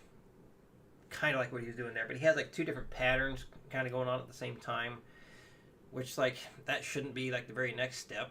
Just Work on one kind of pattern instead of having two go on at the same time, because I feel like that's like steps missed there. I also highly doubt this is exactly what he did to build all his speed. Highly doubt it. With getting clean results with this exercise, so you kind of get stuck between the strings like this. Think about the picking angle for those string transitions. So is the tip of your pick facing upwards like this when you're playing, or is it facing down like this to the floor? In order to escape from in between the strings after, the tip of the pick should actually be pointing down so that the pick is moving away from the guitar and not up, because right now I'm stuck in between the strings. So the picking angle should look a bit more like this. And then for the last note on the D string, the pick should be facing up actually, so that the pick can escape after that upstroke. So if you're getting stuck in between the strings and you don't get clean results, think about the angle of your pick and try to experiment a bit. If you're not completely sure about what you're doing and you need more instructions about this, don't forget that you get access to over 12 full guitar technique courses. Well, if you need help with that sort of thing, just go to Cracking the Code, because that's exactly what he talks about, right?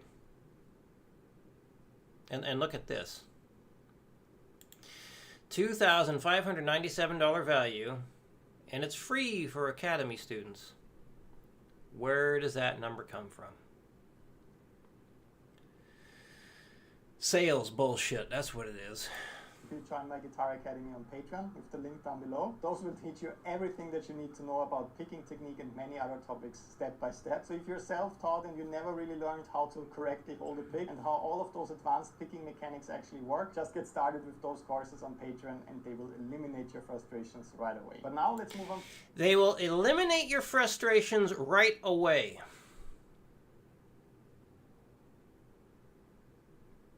This is the last video I'm going to watch from Bernd unless somebody requests it. I feel like Bernd is a salesman. I think he gives bad advice. Some of it's good, but he gives quite bad advice too. I think he's more about sales, and he's flat out fucking lied in this video. He's made claims you cannot back up, and that pisses me the fuck off. Which is one reason I wanted to start doing these reaction videos. But I'm not going to sit here and do it to every single one, because then I'm just going to be irritated like crazy. Yeah, very disappointing, Bert. Very, very disappointing. Just fucking lying to people, making these claims. Bullshit. Fuck. Oh, God. Anyway. To the next step, step number 4. So for this step, of course, we want to make it more challenging. So we will include more uncomfortable string transitions right now. You will have to play a scale phrase ascending and then descending. The tricky thing with 3-note per string patterns like this is that you always have to escape between the strings differently if you just play them up and down. So for example, you're just playing... He'll throw in an extra set of strings and picks if you buy now. God, that sounds like some shit he would do, right? 3 notes on the E string, which means you have to escape from in between the strings after downstroke. Then 3 more notes on the A string, and now you're starting with a different stroke, with an upstroke, so you're also ending with a different stroke. So on the first string you need to escape after a downstroke, then after an upstroke, then after a downstroke, and then you have one last accent with an upstroke for the upcoming exercise before all that turns around. So the 4th step is all about picking control and nailing more advanced string transitions. This exercise will greatly help you with building speed, but especially also control and hand synchronization. Let's check it out together. Here's exercise in step number 4.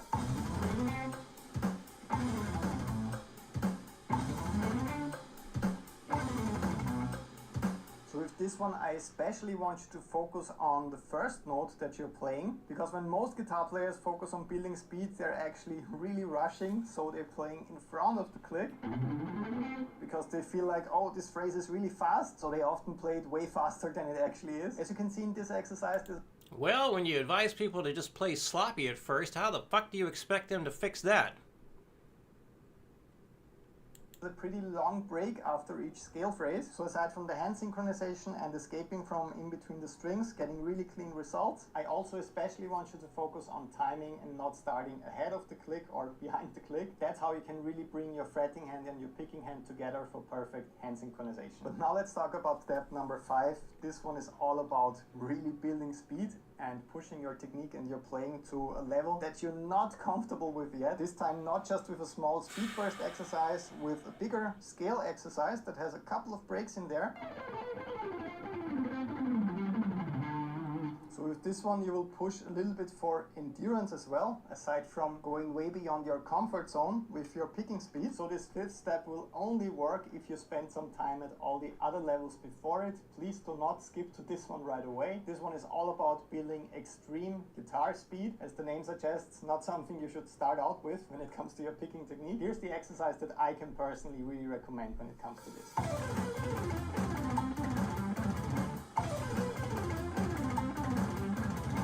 So in this practice clip I was playing it at 300 beats per minute with 8th note triplets. I wrote it down in 16th note triplets at 150 beats per minute though, to keep the consistency with the previous exercises. And as you could see,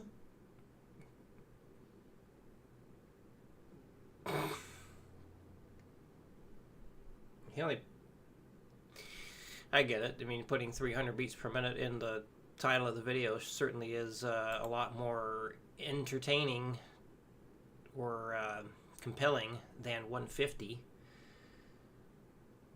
And Joe on Twitch says, a video of his that I liked most was a short about what he hears in his in-ear monitors while playing live.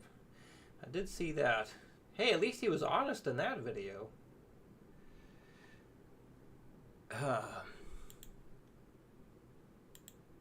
in the video I was pushing a little bit with my arm as well to reach. And there you go. Pushing with his arm a little bit. Man, I hope I don't come across as sounding inconsistent like this. I try not to. Those very, very fast tempos, so it's not just only a wrist movement anymore. There you go, Joe. He just said it. He can't do it with only wrist. But whenever I'm doing this, my wrist is still very loose, so I can still feel every single picking stroke. The movements just get way smaller, so it doesn't look like this anymore. It's very, very small, like that. So it's definitely not a full arm motion like this. I will try to play it for you, locking up my wrist completely. Yeah, it sounds pretty violent. When I play like this, I can't feel the individual notes anymore. My hands are not in sync because I can't feel the individual picking strokes. And I'm also generating a ton of unwanted noise because I can't elegantly transition in between the strings. I can't really think about my picking angles and all that. So when you finally arrive at exercise number 5 and step number 5, really push yourself with the exercise. I also want you to try it at 300 beats per minute in your practice routine. Remember, it's not supposed to sound great right away. Please allow yourself to sound sloppy. Just make sure to unlock your...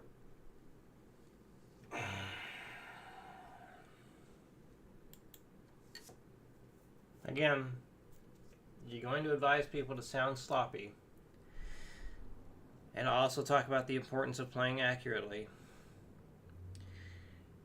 You're just going to confuse people. It makes no goddamn sense. It's contradictory. It's fucking stupid.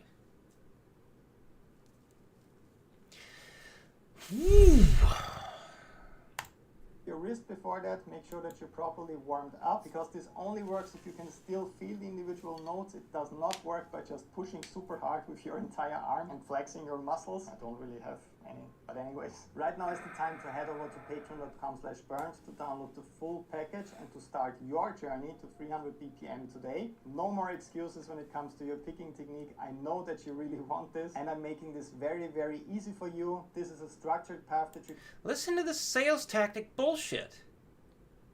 can follow. You just have to download the practice package, work on steps 1 to 5 with all the amazing practice files that are made to assist you in your All the amazing practice. Fucking Christ. routine, and at the end of it you will finally reach your dream picking speed if you're consistent and if you actually put the work in. So That doesn't always fucking happen. God damn it. I'm waiting for you over on Patreon. Download all of your files. Just click the link below, become a member today. Can't wait to meet you over there. Thanks for watching. See you in the next video and bye-bye. Guitar solos are full of... In this video I will show... Yeah, that's a fucking down for me. Absolutely not. Fucking Christ, that was... Oh, whoosh. As my wife has taught me to say, whoosh. Fuck. Man, did I hate that video. God damn it, did I hate that video. Again, I won't be watching any other Bernth, even when I do continue live stream stuff, unless somebody asks me to do a response to one of his things.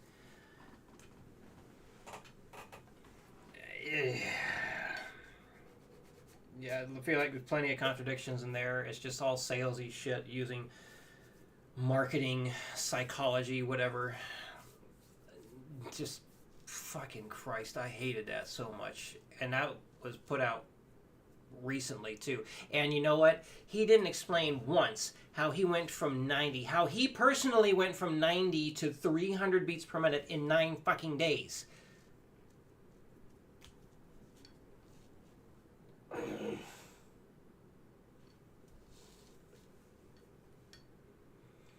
Well, it's official. I dislike Bernth. I dislike the man. I don't like him. I think he's a fucking scammer. He's got plenty of good stuff. He's a good player. I know he can play. But he just comes across so fucking dishonest. And that pisses me off big time. Anyway. So we're like halfway through the time I was planning on doing the stream. Just want to check in with someone here.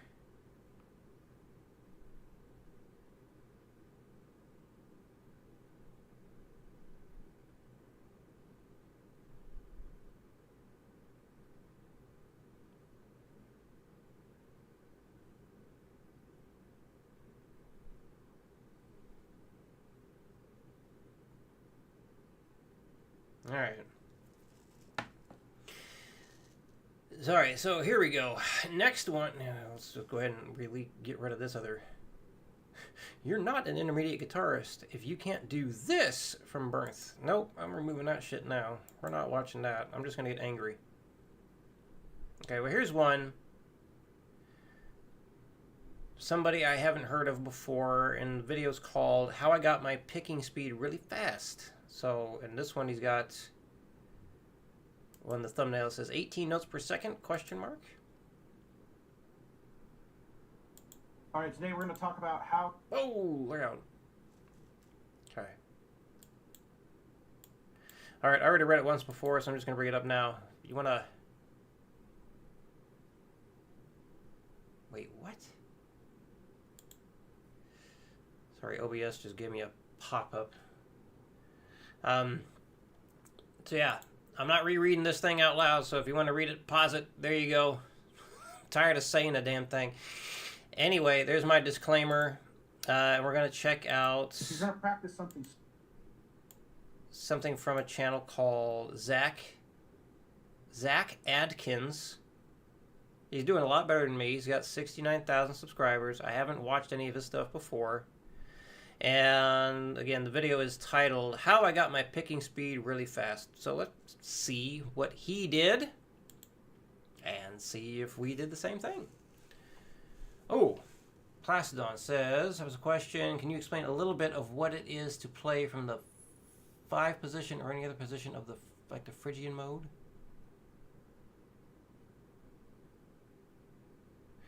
So are you just asking what it's like to play in Phrygian? Like, are you asking how to make it sound Phrygian? I'm gonna wait for the response before we continue here.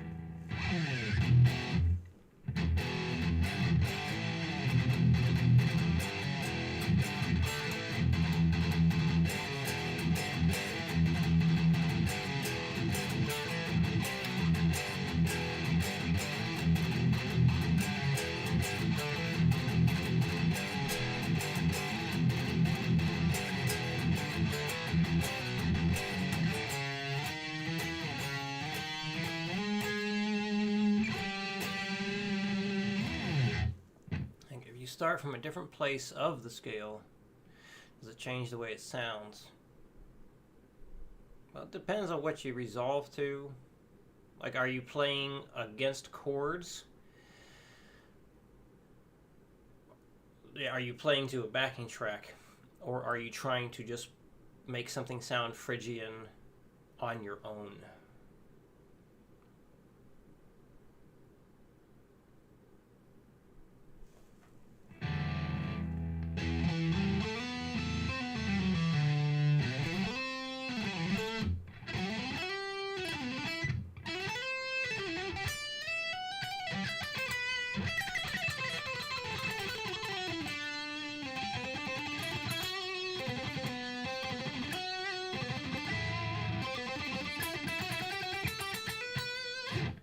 Well, if it's to the chords, then it won't really matter because the chords should be making it sound Phrygian.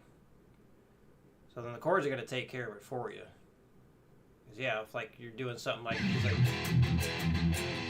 you know what, let's find a Phrygian backing track. We're going to get to this video here in just a moment. Let's see if my go-to backing track channel has one.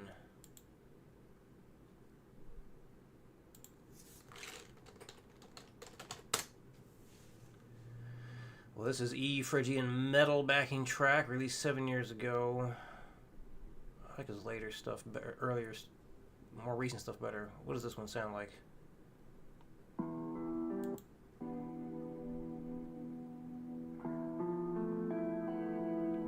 Yeah, this would be good.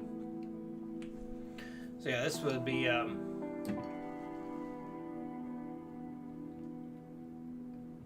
would be an instance where like it doesn't really matter what scale shape you use or whatever, because like all the notes that you're playing on, this is E Phrygian.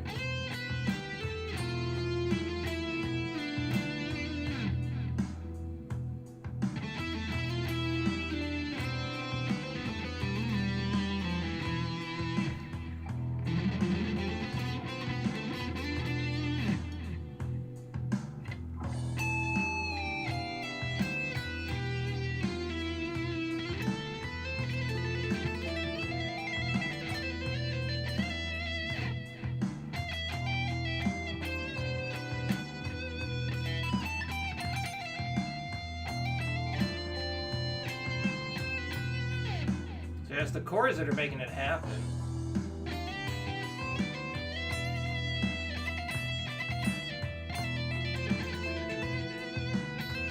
I'm just trying to play stuff that sounds good to my ear on top of the chords. You see, I'm moving all over the place.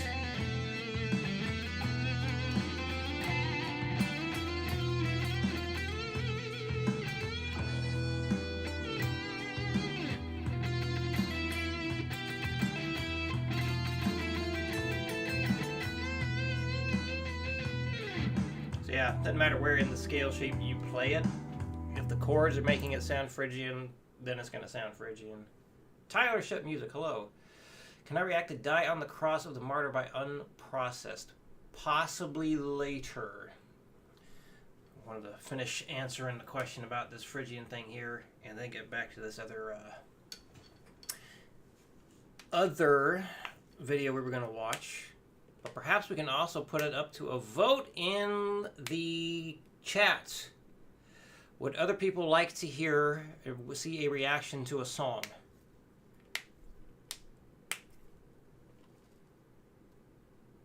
But Plastodon, does that help answer your question there?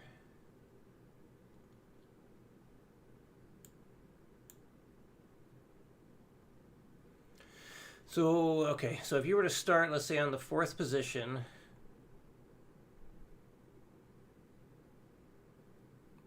so I guess when I hear 4th position, I'm thinking 4th fret. You talking 4th mode?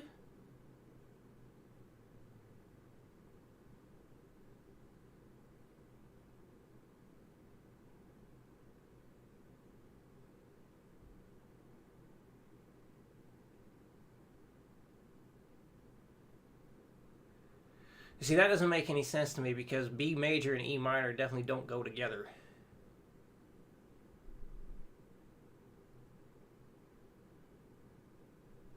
Or would they in some fashion? Because I was just playing there, it was E Phrygian, which is in the key of C major, which would be the third mode in the key of C, or you could argue, or also say it's the fifth mode in A minor.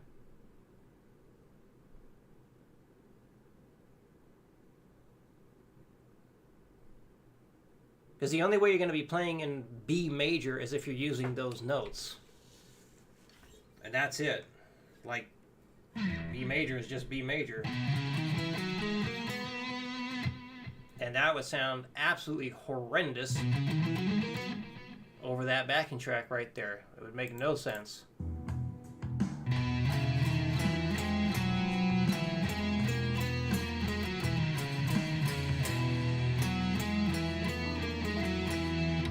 Just doesn't work.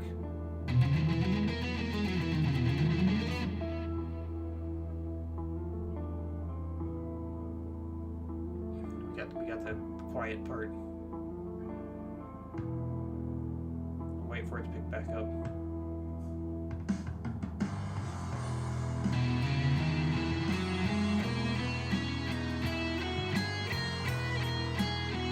Kind of gives it a Lydian sound to it, but yeah. No.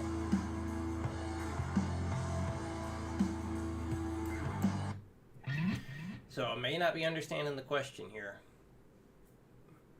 Because starting in, yeah, I don't... Because if you're playing in the key of B major, then you're, D sharp Phrygian would be it. Yeah,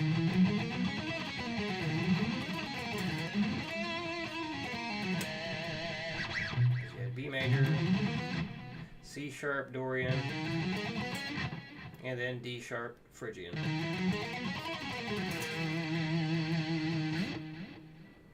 It's just different notes, period. Like if you just play your C major scale stuff over an E Phrygian backing track, it's going to be E Phrygian. That's what it's the same key. It's the same key.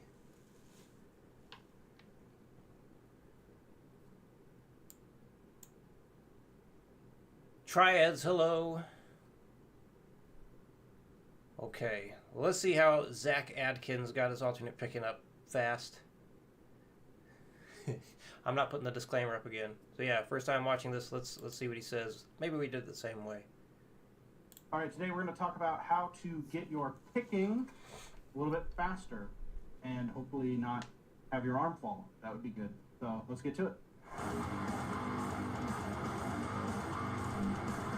All right, a couple of things that I notice when people want to get faster, and is something that Badio has talked about, where he says people will practice something slow one way, and then as they get faster, they completely change everything about the technique they just did. And I find that to be very true, because what will happen is they'll sit here and they'll be very loose with their picking, let's say.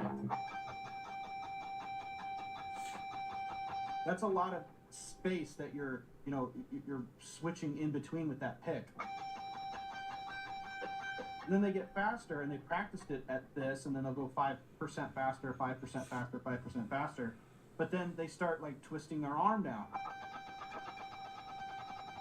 or whatever it may be, and they start tightening up the pick. And it's like, okay, if you're going to practice something slow to get it fast, make sure you're practicing what you're playing fast at the slow speed, and then move all of that together.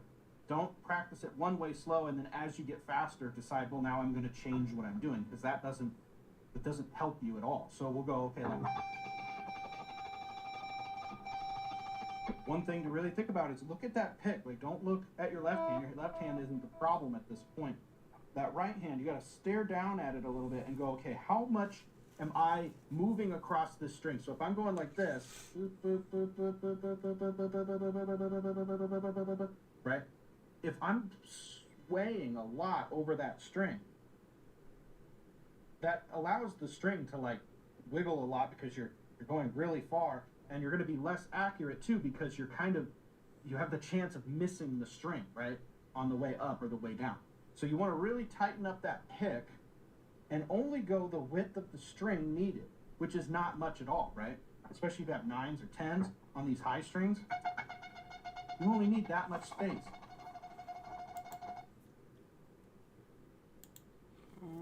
Yeah, I guess I know what he's going with. Like, I'm not even sure what to say on that one. I'll say this: if you're trying to pick as small as you possibly can, you're asking for trouble. I've seen it happen with a few students where you try and pick so small, basically what ends up happening is you don't even move. If you try and pick so small, so tiny, eventually you don't even move.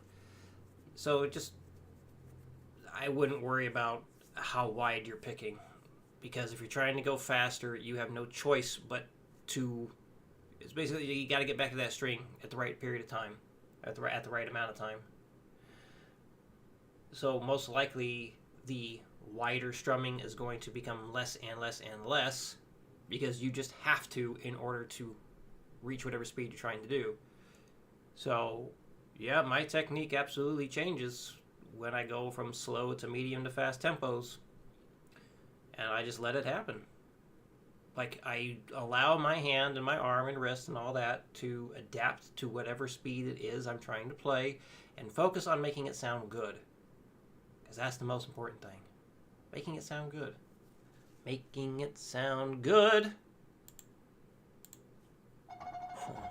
Right there alone, you're able to probably go almost like twice as fast just by tightening up. Although that's kind of interesting, though. Like, he's talking about tightening up, and yet I was just going off about how Bernth and all these other people are saying how, like, oh, you gotta be relaxed, and he's saying the opposite. Tighten up. Tighten up. Look at that. And this is one reason why so many people are confused, because they hear different things all over the place. But that's why I have a job. At least one reason I have a job, because I can help them with it. Range of motion that you have in your picking. And then one thing to do is come back a little bit. Don't be picking right here. If you take the pick right now and you push on this string, you'll see there's a lot of slack over here. So you're trying to pick, and the string has all this slack going back and forth. If you come up here, there's a little less slack because the string has... Problem with that, multiple problems. I get what he's saying. I was about to say, if you come and pick back here, the string doesn't move as much. Problem with that, articulation, it's not very good. Versus over here.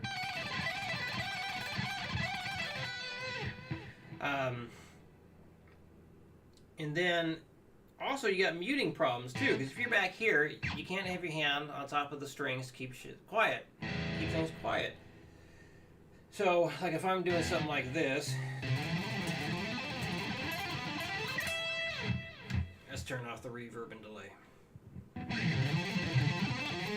Yeah.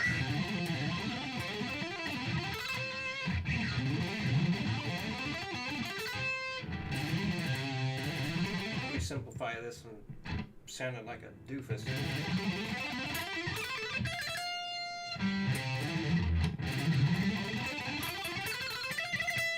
So something like that versus over here. You hear all that noise? That's horrible. You gotta keep it quiet.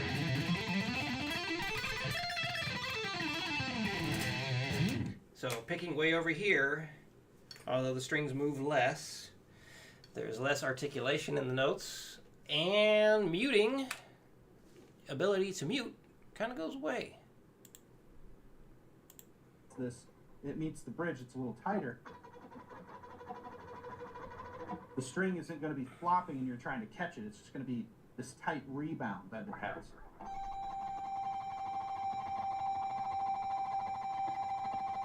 But right there, I have zero effort going into it. I don't feel anything here, I don't feel anything here, and I don't feel anything here. If you start like tensing everything up and you don't like that, you're just going to frickin' tear your elbow or something. And then you're going to get these like tennis elbow problems. What we want to do instead is lock that wrist in, pivot on something, whether you want to pivot on your two. Yeah, it's just funny. Like Bernth is saying, make sure we gotta loosen up the wrist, open up the wrist, and he's saying the exact opposite. He's saying lock the wrist. It's not fingers. like Badio or a couple other guys do, or if you want to pivot back here, that's fine. You're trying to find something to be a focal point on your hand, some location on your hand, here or here, that you can use as like your focal point of all of your energy going there, and then you can pivot off of it in a very small distance rather than floating up in the air and not having any consistency, right? So I do the same thing when I go my absolute fastest, and then yeah, it's like this part of my hand is on the body of the guitar.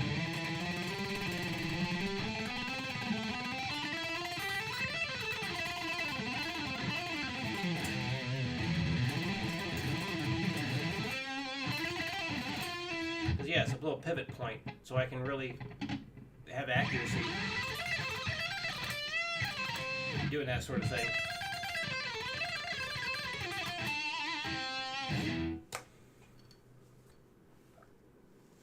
Planting on the bridge. Yeah. As long as it's able to keep all the stuff quiet, that's good.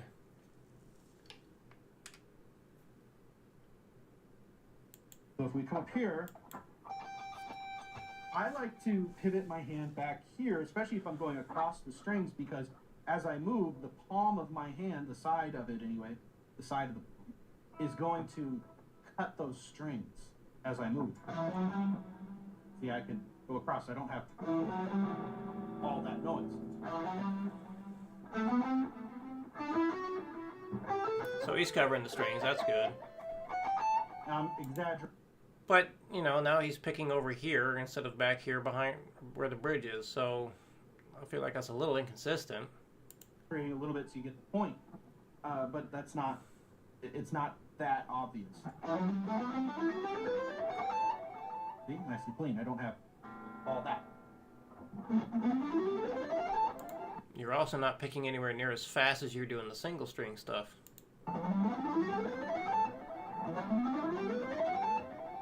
Then on the way back down, your pointer finger on this edge, like kind of where this fatty part of your finger is, should kind of be locking on the way down. Muting with the index finger, yes, absolutely. If you're doing all of this nonsense with your left hand,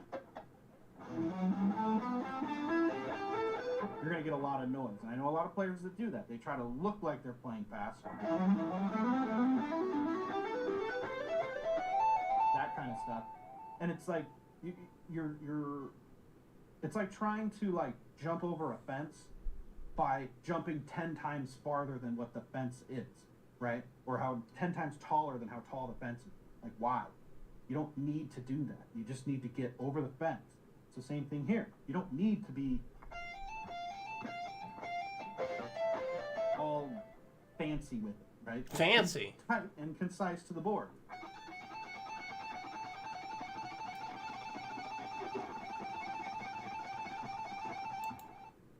I'd like to see him do the economy picking at that speed. I don't think it's going to happen. Over on Twitch, Weeb Metalhead. Hello, how's your day? My day is going okay. And you say you're doing well, that's good. Do I listen to deathcore? I do not. I am not a fan of the cores. You want to look like you're not doing anything.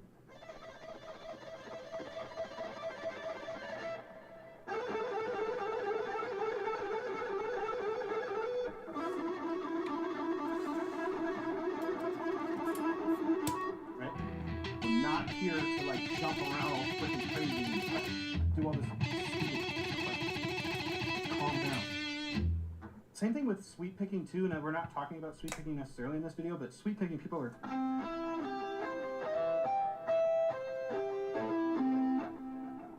you want to have like a nice tight to the board. We're trying to be like nice and tight to the board. Sweet picking, yes. Right? Everything's concise, everything's tight. Now, we're moving across the strings. We lock our wrist in place. We don't want to tilt our wrist like this, because now, if you're doing this motion, and then you start twisting your wrist, well, now you're doing this motion, which is different than this. And then the more you try to reach for those strings, now you're doing like this motion. I don't know what the hell that is. Don't do that. This is what. And then you lock the wrist in place. You pivot off of something, whether it's the bridge or your front fingers. I can't do the front fingers. My hands are too small. It doesn't work. So I pivot back here off the bridge. And then you push with your elbow. You don't reach with your wrist. You lock the wrist. You reach with your elbow across the string. See that? So no matter what, whether I'm playing, like you want it to be like I'm playing like this, and then the guitar moves. Yeah, kind of. Not you reaching for the guitar. I agree with that part. You don't want to be changing it like that. And then it's just tight, little movement.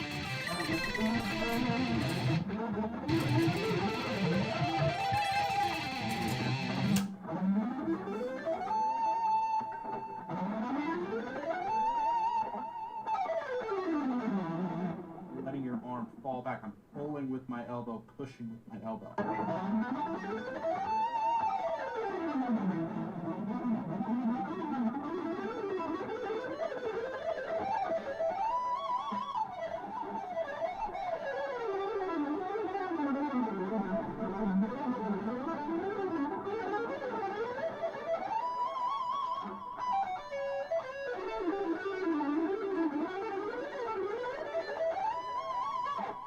So those are a couple key things. Left hand needs to be tight against the board. Right hand needs to be locked at the wrist. Tight little movements. Pivoting off of something, front or back, whatever. Putting it all together, not making big stupid motions that don't make sense. With all of your things. Hope that this helps, and if it didn't, I don't know what to tell you. Don't subscribe. But do subscribe if it did help. Alright. Later. Yeah, Today okay. I'm going to answer a question that Hey. Alright, today we're gonna talk about Well, again, funny how, God.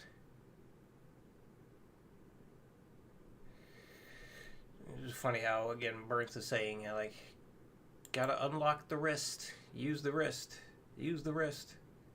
A lot of people say, use the wrist, and then this guy says, lock the wrist, gotta lock that wrist. Yeah, no. There you go. Well, that was the thing. Not much to add to that one.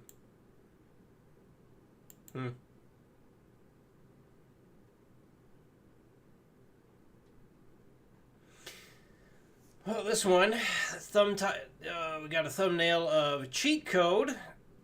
Title of 3 notes per string shredding. So there's a cheat code to it. Max, hello. Have I ever seen Roy Marchbank? Yes, I'm very familiar with Mr. Roy Marchbank. He is fast. Yes, indeed, he is.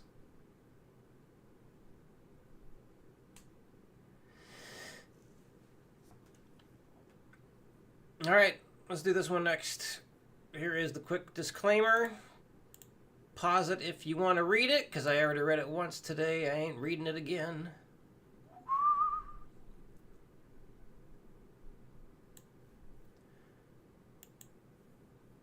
Why didn't that go away? There we go. So let's see what this one's all about.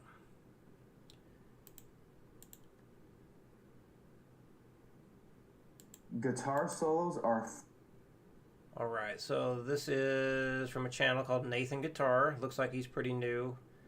1.99 thousand subscribers.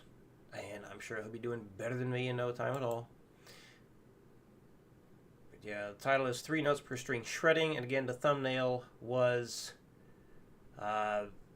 said cheat code. And he's got a magnet. He's got a magnet. So he's a Troy Grady fan. So anyway, let's get into it. Let's see what the cheat code is. full of sequences.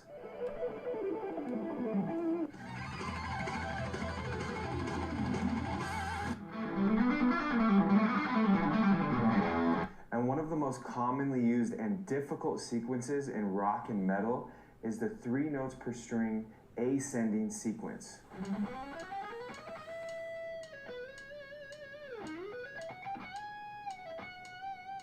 Here's the problem with this sequence though. When you hear a lot of amateurs playing this 3 notes per string lines, they will always use hammer-ons and it sounds so amateurish.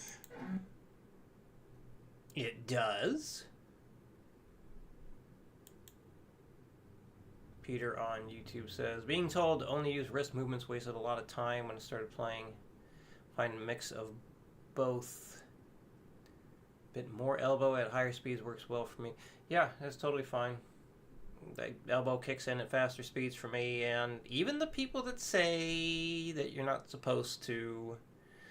Even Burns was saying that at faster speeds, his arm is kicking in to help him hit those speeds, so it's perfectly fine to use your arm. Now, did this guy spell amateur incorrectly on purpose to be funny? And you know, this is black and white, so you know that's... you know it's a bad thing. And Platon says he didn't even demonstrate the 3 note per string the way the samples were. Yeah.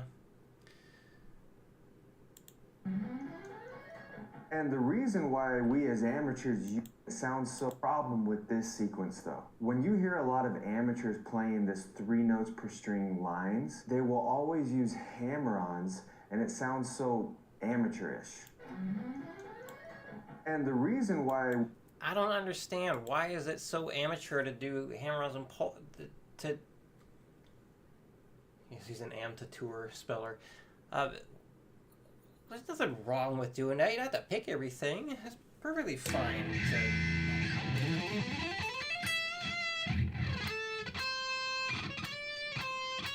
Where did he end that at? I don't know. That's where I'm ending it. Nothing wrong with that.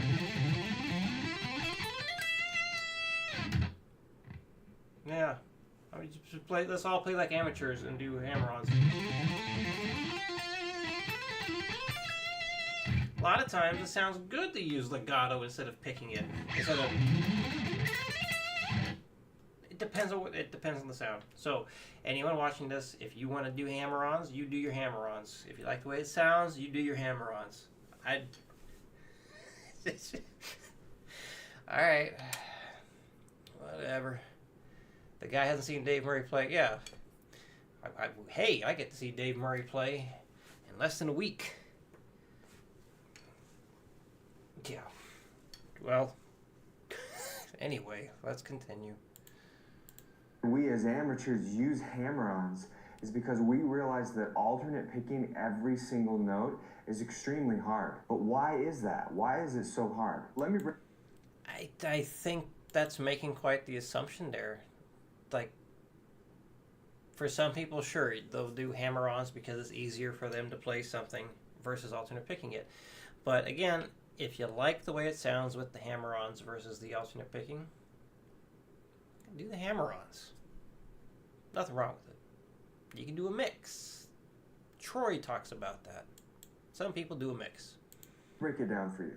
The first reason is because you don't have as much time to transition strings on 3 note per string as opposed to, say, 6 notes per string. If you watch my right hand, look how much time I have to switch strings on a 6 note per string. So we start with 3 notes, transition. 1, 2, 3, 4, 5, 6, then transition. Then transition. And then transition.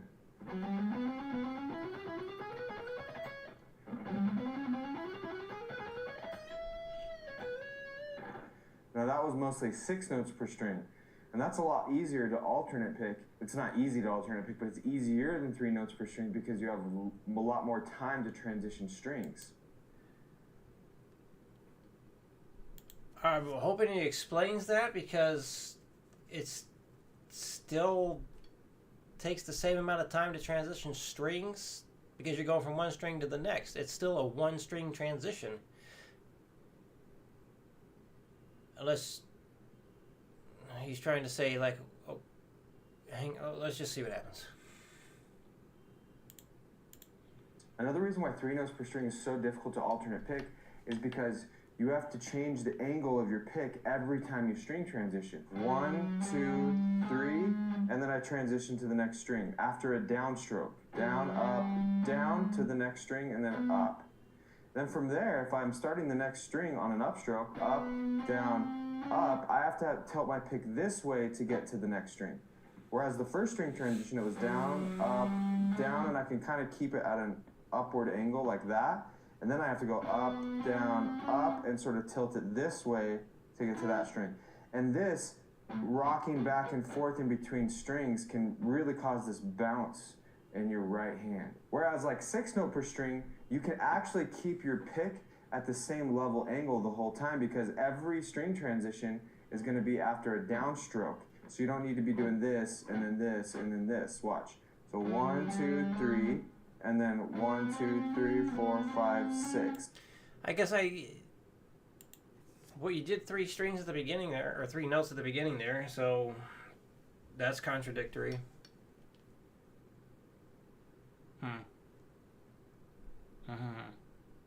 Anyway, what if I played 6 notes per string and I kept leaving off after an upstroke? Let's see if that gets addressed. Downstroke, string transition. 1, 2, 3, 4, 5, 6. 1, 2, 3, 4, 5, 6. But it's not the case for 3 notes per string. There's the first string transitions after a downstroke, then the next string transitions after an upstroke, then the next string transitions after a down, then an up, then a down. And this is something worthy of your attention and time to get good at. But today, that's not what it's about. It's not about alternate picking this. We're going to learn a hack or a cheat code that will allow you to play 3 notes per string really fluidly and clean at really high speeds. And it's simply just by mixing in a hammer-on into your alternate picking. So mixing in sounding like an amateur into the alternate picking is the cheat code. Alright. Like pick, pick, hammer on, pick, pick, hammer on, pick, pick, hammer on. I'm going to show you exactly how I mix hammer-ons in to 3 notes per string, specifically with this sequence that we're using today. There's 2 ways that I think you should approach this. The first way is... Did you catch that? I was just bloop, there and gone. The way that I do it, which is, what I'm doing is I'm going down, up, down, alternate picking the first 3 notes, and I'll explain to you why I'm doing that in a second. Then I go up, down, hammer on, and then next string, up, down, hammer on, next string, up, down, hammer on, next string, up, down, hammer on. And the reason why I'm doing this is because this allows my pick to transition to a new string after a downstroke every time. That's the first reason. And the reason why this is important is because I can keep my pick at this sort of angle the whole time. I don't have to rock this way to transition to a string. So if I go pick, pick, pick, and keep my pick at this angle, my pick will fly over the adjacent string for the upstroke that comes next. Down, up, down, and then from there, I'm going to do pick, pick, hammer on, pick, pick, hammer on, and you'll see that every string transition, I string transition after a downstroke. Up, down, hammer on, up, down, hammer on, up, down, hammer on, up. Okay, so it looks like this a little faster.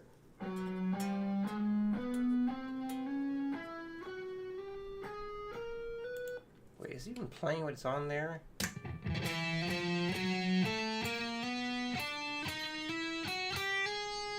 No.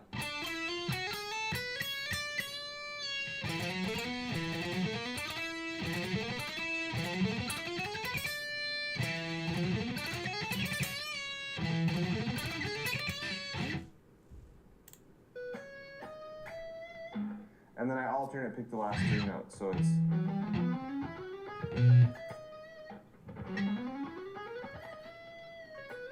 Is any of the different And tuning? as you can tell, it sounds almost like it's alternate picked every single note because 90% of the notes are alternate picked. There's just that one hammer on here and there that allows you to transition strings easier, and that's the biggest hang up for most people with alternate picking 3 notes per string is the string transitions. That brings me to my second reason why I do this. It gives me more time to transition strings. So again, to recap, the first reason is that it allows me to keep my pick at the same upward angle to transition to new strings so I don't have to bounce like this. And the second reason is that it simply gives me more time to transition to a new string so that I can stay relaxed. Now there's 2 tips that I'm going to give you when practicing this exercise. The first tip has to do with left hand control. Now, since we're adding in a hammer on, Deaf World's got to go. So, over on YouTube. It was good to see you. See you on the next stream, whenever that's going to be. And have a good nap. All right, man. Take care. You know, every third stroke, pretty much, we have to be really in control of that hammer-on. That hammer-on can't snap on the string too quickly, and it can't snap on too softly. Otherwise, the attack of every note won't sound proportional. What I mean by that is you want every note to have the same volume and attack. You don't want this, right? You don't want that third hammer-on note to be soft and weak. So to train this left-hand coordination, what I actually do is I isolate my left hand and I'll just tap all the notes with a metronome. Click, click, click, click, click. And what I'm doing is I'm focusing on every finger being individually coordinated and having the same snap and attack. Then when you add the right hand in again, you're going to apply that same finger coordination and snap with the right hand as well. That's going to allow these hammer-ons that you're adding in to sound really sharp and attacky, so that it almost sounds like it's being picked. The next thing that I focus on during this practice, which is crucial, which is really I credit this practice technique to the levels that I've been able to get to at guitar, which is playing from click to click. Some people call this chunking, but essentially, especially when I get to higher speeds, I'll just start with like a couple clicks. So if I'm starting at like 190 beats per minute, the triplets would be, and I just want to go from the first click to the second click.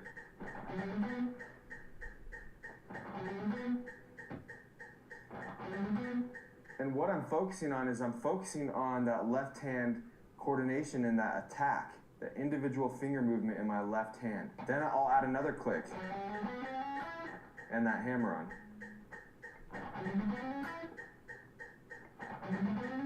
I might spend a whole practice session on 2 clicks, just that. But if I'm feeling good, then I'll add another click.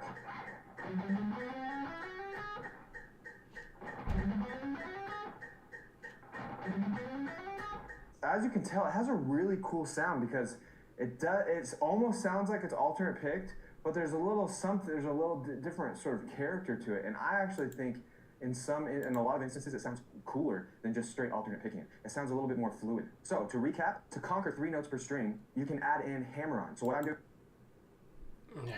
doing is I'm picking the first 3 notes, and then from there I'm going pick, pick, hammer-on, pick, pick, hammer-on. You can mess around with that, or you can mess around with pick, pick, hammer-on from the very start. And again, this allows you to keep your pick at the same angle the whole time without having to bounce, and it gives you more time to transition strings. Not to mention it adds a really cool and unique sound that's a little bit different than strict alternate picking, and definitely different than just straight legato. So give this a try and let me know in the comments what you think of this technique.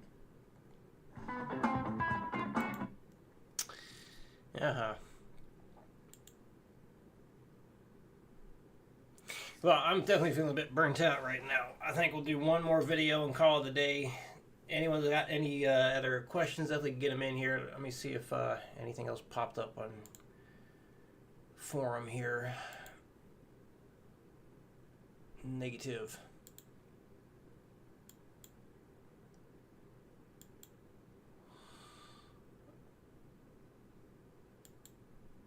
Yeah.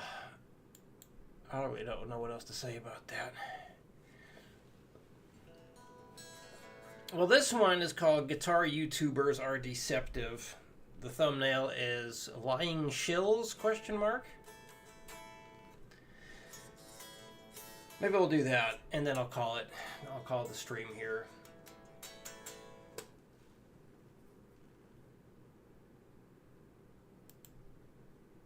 Chords of Orion. That actually sounds familiar. YouTube guitar channels can be All right. So it sounds like he's calling people out, which sounds awesome to me. Chords of Orion has 171,000 subscribers, so way bigger than me. So definitely got to do the old disclaimer on this one, right? So again, pause it, read it if you'd like. I've already read it out loud before.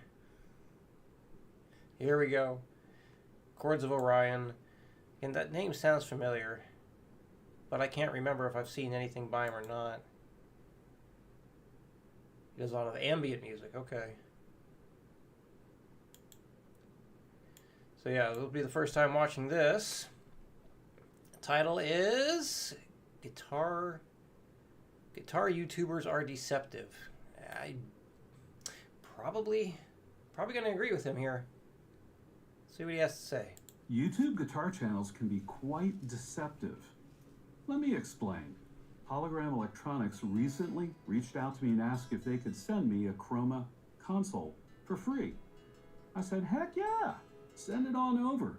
So they did, and I then proceeded to shoot and post a performance video using this pedal.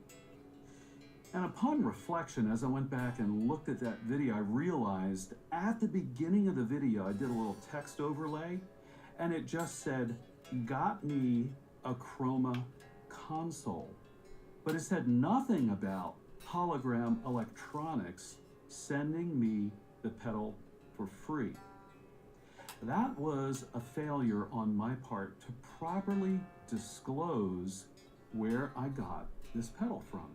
There's a lot of deceptive non-disclosures going on in YouTube guitar channels at this point in time. And I'm not saying that all of it or even most of it is intentional. I do think a lot of it is unintentional. But there are rules and laws that we YouTubers need to follow. And I want to just review them quickly so that you know what's going on. In the United States, the Federal Trade Commission requires that YouTubers fully disclose any relationships they have between themselves and a manufacturer or retailer. And that includes gear that was sent for free, not just sponsored videos where cash money is changing hands. It also includes videos where that free pedal, like this Chroma console, was received and there is no contractual obligation. I'm still obliged to tell you that I got this pedal for free. That's a really important thing, isn't it? None of us are unbiased. I certainly am not unbiased. I always have a bias towards a particular piece of equipment. And I gotta be honest, when I receive a free pedal, I probably am biased towards the pedal. Certainly when I do the occasional paid promotional. This is not what I expected. There's a definite bias there. I do try to be honest, but there's a bias there. I would even say when I purchase gear and use it on this channel that I'm biased. I have a bias towards whatever that gear is. I like it enough to buy it, right? So you as the viewer and as a potential consumer really need to be aware of this. So here's what needs to happen on YouTube videos where a YouTuber, I'm gonna say a guitar YouTuber, receives a piece of gear or receives some kind of compensation from a pedal manufacturer, musical gear manufacturer, or retailer. First of all, we are required to check the box in the YouTube Studio interface that indicates that the video contains promotional material. And if you do go back and watch the performance video for that Chroma console, you'll see that pop up at the beginning. Second, we are to clearly state towards the beginning of the video the disclosure. Where did we get the pedal from? Was it sent to us for free? Are we getting money for this video? Of course, we don't have to disclose the terms, right, of the promotional, but we do need to disclose that it is a promotional video. I see this being ignored a lot, and I'm going to give you an example with no names. There's a younger guitar YouTuber that I really like. I really enjoy his videos. He's a great storyteller, but I know that he is not going out and buying all of that gear. He's receiving a lot of it for free, or in some cases, there's a promotional video going on. He does not always disclose what that is. Sometimes at the very end of the video, I will hear, hey, so this retailer hooked me up with this piece of gear, but that's not clear, and it's not at the beginning of the video, it's not prominent. So he's skirting the edge, and in that case, I just watched a video last night where he said that at the end of the video, but did not check the box to make the little promotional video overlay show up at the beginning of the video. Do you guys see how this can be an issue? I would love to say that I'm holier than thou and high and mighty, but I've made a couple of pretty bad mistakes on this channel over the years. So I used to have an old version of the Zoom MS70 CDR. This is the Plus, and I am hoping, by the way, to do a demo of this at some point in the near future. So I actually purchased the older edition of this pedal off of Amazon, paid full retail. I decided that I did not like the pedal and I wasn't going to do a demo of it. But I also decided that I was going to create a video explaining why I wasn't going to demo the pedal. Now, you guys are already going, what an idiot, why would you do that? Yeah, I kind of feel that way now. But not only did I create that video and post it, but in the video, I gave suggestions for other pedals instead of the Zoom. And wouldn't you know it, the pedals that I picked were all from the same manufacturer. And although I said in the video, this is not a sponsored video, I got accused of being a shill. And I didn't understand it at first. I was like, what's the problem? What's going on? Why are all these people angry? But upon reflection, I realized what was going on. I gave just the appearance of being a shill. And people picked up on that. Even though no one was paying me, I purchased the pedal, the other pedals I'd had for a long time. I mean, there was zero promotional consideration going on. So I took the video down once I realized what was going on. I learned a lot from that video. And I still make mistakes, like the Chroma Console performance video, where I failed to properly disclose where I got the Chroma Console from. Now, why am I boring you with this discussion? Well, simply put, I want you all to be informed and to know what is going on. Almost all YouTube guitar channels of any size, once you get beyond probably 500 subscribers, you start receiving requests to demo gear by various manufacturers. Not It's me. going to start out with Well, very not really, cheap pedals anyway. that are typically on Amazon, and you kind of get overrun with emails about that. I know I get like 10 or 20 a week. But eventually, if your channel grows enough, you'll begin to get inquiries from well-known, well-respected brands. And it's really important for me, for my fellow YouTubers, to disclose to you, the viewer and potential consumer, what is going on so that you know what our biases are. And if you're considering purchasing that piece of gear, you can make an informed decision knowing that Bill got that pedal for free, and he's probably going a little easier on it than he would otherwise be doing so. All right. Morning. Well, there was that video. Certainly not what I was expecting. Yeah, I guess time to end it. I definitely like the question format. I think the response stuff might be dead. It's real hit or miss. And I kind of don't like doing it that much anymore. Thought it'd be a good idea. But nah. But the question thing. If I can actually get some questions going, discussions and whatnot, that's always a good thing. But yeah, I don't know. Of course, whenever I do stream again, I'll schedule it, announce it, and all that good stuff. But there we go. Yeah, well, we'll see. Most likely the stream ain't going to be happening again for a bit. I mean, who knows? Maybe more, once I share the archive thing on that Troy Grady forum post I made, and there's a lot more talk, it could turn into something. But other than that, because yeah, I don't know, we'll see. But that's going to do it. But I'll wait a moment here and see if any last minute questions come in.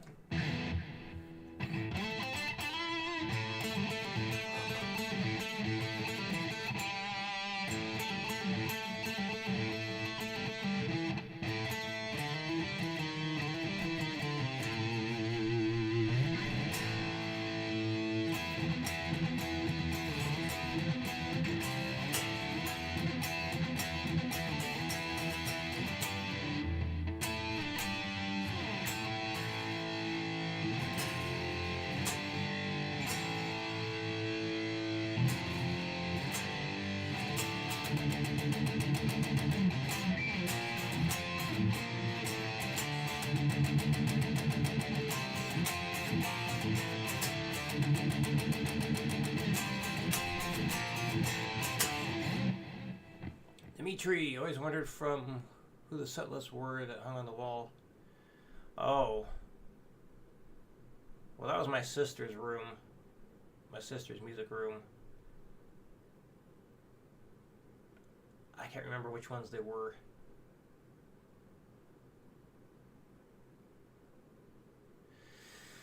I want to say it could be Beast in Black. It could have been them. It could have been possibly a Nightwish one, but I can't remember.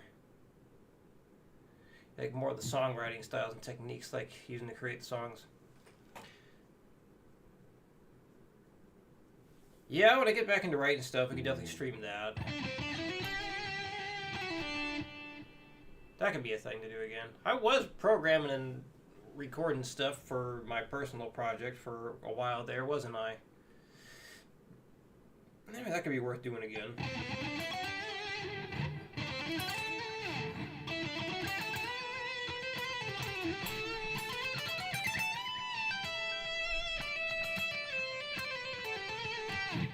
Still can't believe I was playing 3 notes a click instead of 6 when I'm talking about demonstrating stuff and making sure you're accurate.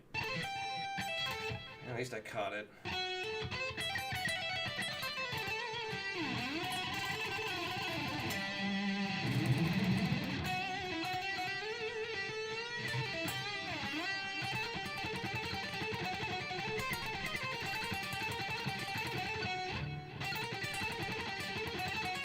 God damn it.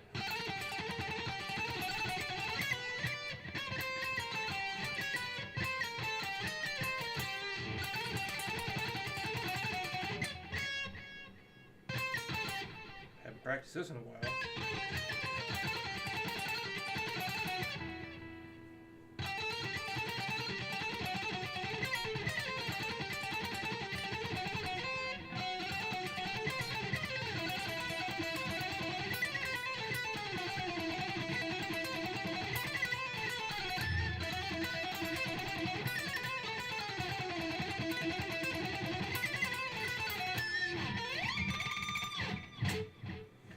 Alright, looks like that is that. Well, as always, thank you everybody who came in, participated in the stream. Glad we got some good questions asked today. Got to talk some stuff. Hopefully it was informative, educational, all that good stuff. Oh, I'm going to have fun at Maiden, thank you. Another religious experience, basically. Man, oh man. It's going to be huge. Huge. And, yeah. Alright. That's it for who knows how long. Alright. See you again someday.